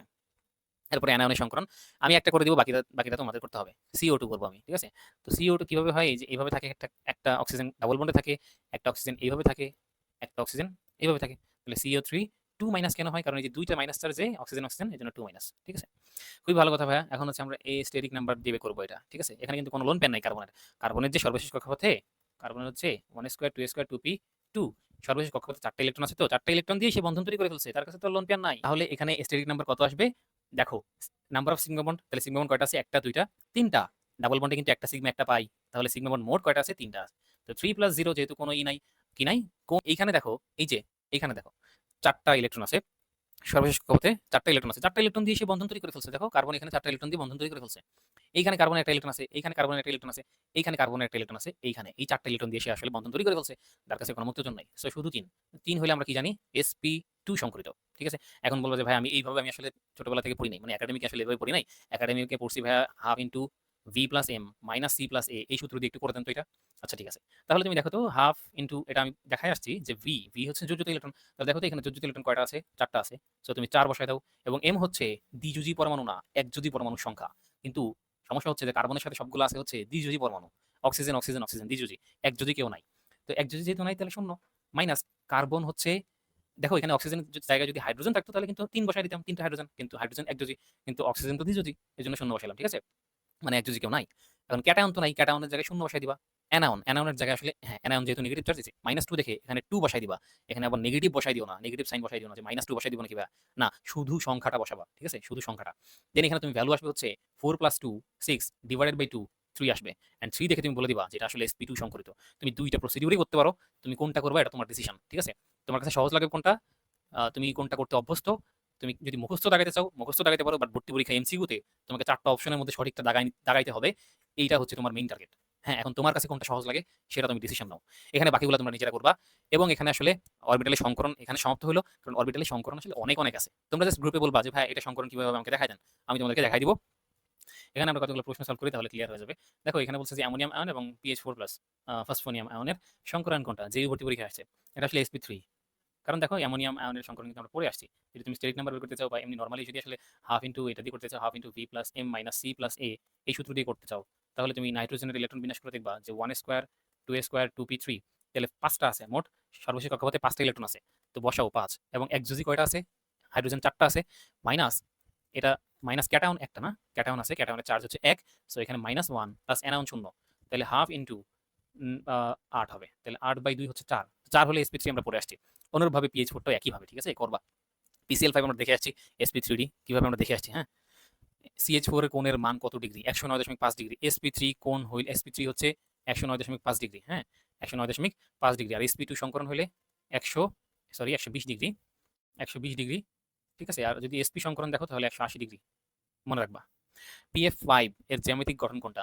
PF5 PCl5 একই জিনিস। sp3d। আর sp3d হইলে ত্রিকোণাকার দ্বিপিরামিডীয়, নট পিরামিডীয়, দ্বিপিরামিডীয়। ঠিক আছে? আচ্ছা এরপরে দেখি গ্রাফাইটে কোন ধরনের? গ্রাফাইট sp2, হিরক হচ্ছে sp3, sp3 হচ্ছে হিরক। মনে রাখবা। কোন যৌগটা সরলরৈখিক না? কার্বন ডাইঅক্সাইড সরলরৈখিক, অক্সিজেন সরলরৈখিক। দেখো কার্বন ডাইঅক্সাইড হচ্ছে এইরকম হয়, সরলরেখা, একটা সরল রেখা বরাবর। এবং হচ্ছে অক্সিজেন সরলরৈখিক। কিন্তু H2S সরলরৈখিক হবে না। কারণ আসলে সালফারের যে লোন পেয়ার, সেই লোন পেয়ারের কারণে এটা কি হবে না? সরলরৈখিক হবে না। এই জন্য আসলে সরলরৈখিক হবে না। এবং C2H2 এটা কি? এটা হচ্ছে ইথাইন। ইথাইন হচ্ছে এইরকম সরলরৈখিক হয়। এটা তোমরা জানো। হ্যাঁ, তো এদের বন্ড অ্যাঙ্গেল হচ্ছে 180 ডিগ্রি করে। বাট এটা আসলে সরলরৈখিক না। পরেরটা দেখো কোন যৌগে sp3 সংকরণ নাই? এই BF3 sp3 সংকরণ নাই কেন জানো? এই যে বিএফ বিএফ। ওকে, তো স্টেরিক নাম্বার যখন বের করবো তখন হচ্ছে 3 + 0 3। 3 হলে কি? 3 হলে সংকরণ হচ্ছে sp2। বুঝতে পারছি? বোরনে কিন্তু কোনো কি নাই, মুক্ত জোড় ইলেকট্রন নাই, সো এটা sp2। তো sp2 এটা উত্তর। ওকে, বাকিগুলো তো sp3 সংকরিত। নিচেরটা আসলে তোমরা পড়লে বুঝতে পারবা, যেখানে আসলে উভয়ের ধনতাপ একই, এটা হচ্ছে উত্তর। আচ্ছা, বৈশিষ্ট্যগুলো পড়তে পারলে, এই প্রশ্নটা আগে দেখে আসছি আমরা। sp3 হাইব্রিডাইজেশন কয়টা? হাইব্রিডাইজেশন কয়টা sp3? একটা s, তিনটা p, মিলে আসলে 4টা sp3 তৈরি করে। আমি ইংরেজিতে লিখি এখানে, 4টা sp3 তৈরি করে। কয়টা? 4টা। এটা ডি ভর্তি পরীক্ষা 18-19 সেশনে আসছে, খুবই সহজ প্রশ্ন। ঠিক আছে, দেখো মিথেন অণুর HCH বন্ধন কোণ কত ডিগ্রি? 109.5 ডিগ্রি। কারণ মিথেনে কোনো লোন পেয়ার নাই, বন্ধন কোণ 109 দশমিক, sp3 হইলেই তো বন্ধন কোণ 109.5 ডিগ্রি হয়, তাই না? এরপরে আসো, কিন্তু sp3 সবসময় না। যদি তোমার, যদি এখানে কই গেল আবার, যদি এটা এটা এটা আসলে সবসময় না। যদি দেখো লোন পেয়ার থাকে, যেমন অ্যামোনিয়া sp3 হইলেও সেটা কমে যায়, এগুলো অলরেডি আলোচনা করে আছি। পানি sp3 হইলে কমে যায়, কারণ মুক্তজোড় ইলেকট্রনের কারণে। এখন দেখো কোন যোগটা sp3d, খুবই সহজ। চতুস্থলকীয় আকৃতির না কোনটা? দেখো এই যে NH4+ সেই চতুস্থলকীয়, CCl4 সেই চতুস্থলকীয়, মিথেন চতুস্থলকীয়, এই যে মিথেনটা চতুস্থলকীয়, কিন্তু SF4, FSF4 চতুস্থ বলা হয় সিস। ঠিক আছে, এইরকম এরকম ঢেকি আকৃতির হয়ে থাকে, এখানে এক জোড়া মুক্তজোড় থাকে। বুঝতে পারছো ভাই? সালফারের উপরে মুক্তজোড় বুঝি না। দেখো সালফার হচ্ছে 1 square, 2 square, 2p6, 3 square, 3p কত? সালফার 16, তো 3p4। তো এখন দেখো যে 6টা ইলেকট্রন আছে, তাই না? সালফারের যোজ্যতা স্তরে 6টা ইলেকট্রন আছে, কিন্তু এখানে দেখো, এখানে একটু লক্ষ্য করো, এখানে একটা ইলেকট্রন সালফারের, এখানে একটা ইলেকট্রন, এখানে একটা ইলেকট্রন, এখানে একটা ইলেকট্রন, এখানে। সো সে হচ্ছে 4টা ইলেকট্রন দিয়ে কাজ অলরেডি করে ফেলছে, আরো 2টা ইলেকট্রন তার কাছে আছে যোজ্যতা স্তরে, সেই 2টা ইলেকট্রন আসলে কোনো কাজ করতেছে না, বসে আছে। ঠিক আছে, এই জন্য মুক্তজোড় একটা। ওকে, প্র্যাকটিস করবা নিজে নিজেই। HCHO অণুতে কার্বনের হাইব্রিডাইজেশন কি? HCHO এর স্ট্রাকচার লিখো, এই যে, ঠিক আছে, HCHO এরকম, এটা হচ্ছে অ্যালডিহাইড CHO। তাহলে এখানে কার্বনের হচ্ছে sp2, কারণ কার্বন ডাবল বন্ডের সাথে কানেক্টেড, অলরেডি পরে আসছি, ঢাবি 13-14 আসছিল এটা। এবং যেহেতু ডি ইউনিট 18 সেশনে আসছে sp2 সংকরণ কোনটা? ইথিলিন। ইথিলিন মানে এটা, ইথিলিন মানে হচ্ছে এইটা। তো এটা তো অলরেডি পরে আসছে, যে ক্লাস দেখে থাকলে খুব ভালো মতো এটা বুঝে গেছো। কোন জগতে sp2 সংকরিত কার্বন পরমাণু আছে? sp2, এই যে ইথিন। ঠিক আছে, ইথিন CnH2n, এটা হচ্ছে ইথিনের সংকেত। ঠিক আছে, অ্যামোনিয়া অণুর আকৃতি কেমন? অ্যামোনিয়া অণুর আকৃতি হচ্ছে ত্রিকোণাকার পিরামিডীয়, পরে আসছি। আর এই আকৃতিগুলো সুন্দর মতো বইতে আছে, বই থেকে সুন্দর মতো সিরিয়ালি পড়ে নিবা, তোমার মতো যেভাবে তোমার মুখস্থ থাকে। আর স্ট্রাকচার বুঝে মুখস্থ করলে তুমি সহজে ভুলবা না। অ্যামোনিয়া অণুর আকৃতি কিরকম দেখলাম। এরপরে H3O+ যোগে HOH, এটার বন্ধন কোণ কত ডিগ্রি? সুন্দর একটা কোশ্চেন। হ্যাঁ, এটা 107 ডিগ্রি হয়, এটা 107 ডিগ্রি হয়, অ্যামোনিয়ার মতো হয়, মনে রাখবা। আমি 3টা হাইড্রোজেন, তো 3টা হাইড্রোজেন এইভাবে থাকে, এখানে আসলে লোন পেয়ার থাকে, এবং লোন পেয়ার এবং হচ্ছে এই যে এখানে যে বন্ধন কোণ তৈরি হয়, এইখানে লোন পেয়ারের সাথে যে বন্ধন কোণ তৈরি হয়, আমি যদি একটু মুছে দিই, এটা যদি একটু মুছে এখানে দেখাই, যে লোন পেয়ারের সাথে এখানে যে বন্ধন তৈরি হয়, এটা 113 ডিগ্রি হয়। ঠিক আছে, কিন্তু এইখানে এই যে HOH, দেখো HOH, এই যে বন্ধন, এই বন্ধনটা আসলে কত ডিগ্রি হবে? 107 ডিগ্রি। ঠিক আছে, 107.5ও হয়, 107 ডিগ্রি বলতে পারো। তাহলে 107 ডিগ্রি হচ্ছে অ্যান্সার। যদি বলে যে এখানে লোন পেয়ার এবং OH এর বন্ধন কোণ কত ডিগ্রি এর মধ্যকার, হ্যাঁ, যদি বলে লোন পেয়ার এবং হচ্ছে OH এর মধ্যকার বন্ধন কত ডিগ্রি, তখন তুমি বলবে 113 ডিগ্রি। বুঝতে পারছি? ওকে, বুঝতে পারছো? একটা লোন পেয়ার তো সে H+ কে দিয়ে দিছে, দিয়ে আসলে একটা হাইড্রোজেন আসছে এভাবে। সন্নিবেশ সমাজী বন্ধনের আলোচনা যদি বুঝে থাকো, কোন যৌগটি সবগুলা বন্ধন কোণ 90 ডিগ্রি? SF6। দেখো, একটা সালফার, এটা সবগুলা বন্ধন কোণ 90 ডিগ্রি হয়। এই 4টা সালফার এরা আসলে একই প্লেনে আছে, আর উপরে একটা F আছে, F এর নিচে একটা F। ঠিক আছে, ওইগুলো 90 ডিগ্রি, সবগুলা বন্ধন এখানে 90 ডিগ্রি। 18-19 সেশনে ফার্স্টে আছে। কার্বন ডাই অক্সাইডের মধ্যে কার্বন ও অক্সিজেনের হাইব্রিডাইজেশন, sp এবং sp2। অনেকে বুঝবে না, তাও এটা বুঝাই দেই। এই যে এটা এখানে বলছে এই অণুতে কার্বন এবং অক্সিজেনের sp2। এখন কার্বন ডাই অক্সাইড অণুতে বা কার্বন এবং অক্সিজেনের সংকরণ, এখানে sp কেমনে আসলো? প্রথমে কার্বন, দেখো কার্বনে এখানে তুমি চিন্তা করো তো, কার্বনের ক্ষেত্রে আমি স্টেরিক নাম্বার বের করি তো, এই কার্বনে কোনো লোন পেয়ার আছে? লোন পেয়ার নাই, তাই না? কোনো লোন পেয়ার নাই কার্বনের কাছে। এবং তুমি দেখো যে কার্বনে এখানে সিগমা সিগমা বন্ড কয়টা আছে স্ট্রাকচারের মধ্যে? 2টা, কারণ একটা ডাবল বন্ডে একটা সিগমা একটা পাই, 2টা আছে, এবং লোন পেয়ার নাই, তাহলে 2। এবং 2 আসলে কি জানি আমরা? sp। অরবিটাল সংখ্যা যদি 2 হয় বা স্টেরিক নাম্বার যদি 2 হয়, তাহলে সংকরণ কি হয়? sp। খুবই সহজ। তো এটা আশা করি বুঝতে পারছো। আর sp2 কেন হয়েছে ভাই? এই অক্সিজেনের ক্ষেত্রে বের করো তো, অক্সিজেন হচ্ছে স্টেরিক নাম্বার বের করো। অক্সিজেনের লোন পেয়ার আছে, এখানে এক জোড়া, এখানে এক জোড়া, এখানে এক জোড়া, এখানে এক জোড়া। ঠিক আছে, অক্সিজেনের লোন পেয়ার 2 জোড়া আছে। তো অক্সিজেনের তো সিগমা বন্ড আছে একটা, এবং হচ্ছে লোন পেয়ার 2টা করে আছে, তো 3 আর 3 হইলেই তুমি জানো যে sp2। ঠিক আছে, এটা আশা করি আর কনফিউশন থাকবে না। এরপরে চলে যাও, এরপর আরো প্রশ্ন কি আছে? না, এরপরে আসলে আর প্রশ্ন নাই। তো এই পর্যন্ত আলাপ আলোচনা। আমি আসলে এই ভিডিওতে আজকে জটিল যৌগের যেই সংকরণ সেগুলো দেখাচ্ছি না, জটিল যৌগের সংকরণ নিয়ে একটু আলোচনা করছিলাম আগে, হচ্ছে ওই যে FeCN6 ওইটাতে, বাট আসলে এখানে জটিল যৌগের সংকরণটা দেখানো হয়নি। তো এই এখন পর্যন্ত যোগাযোগের সংকরণ আমি দেখাচ্ছি না। সামনে ইনশাআল্লাহ আলোচনা করার চেষ্টা করব। বাট আপাতত এই আলোচনা এখানে রাখলে আমার মনে হচ্ছে ভালো হবে। কারণ একসাথে একই মডিউলে অনেক আলোচনা করে দিলে তোমাদের জন্য প্রেশার হতে পারে। ঠিক আছে? ওকে, আল্লাহ হাফেজ। ভালো থাকো। আর ভালো মতো পড়ো সবাই।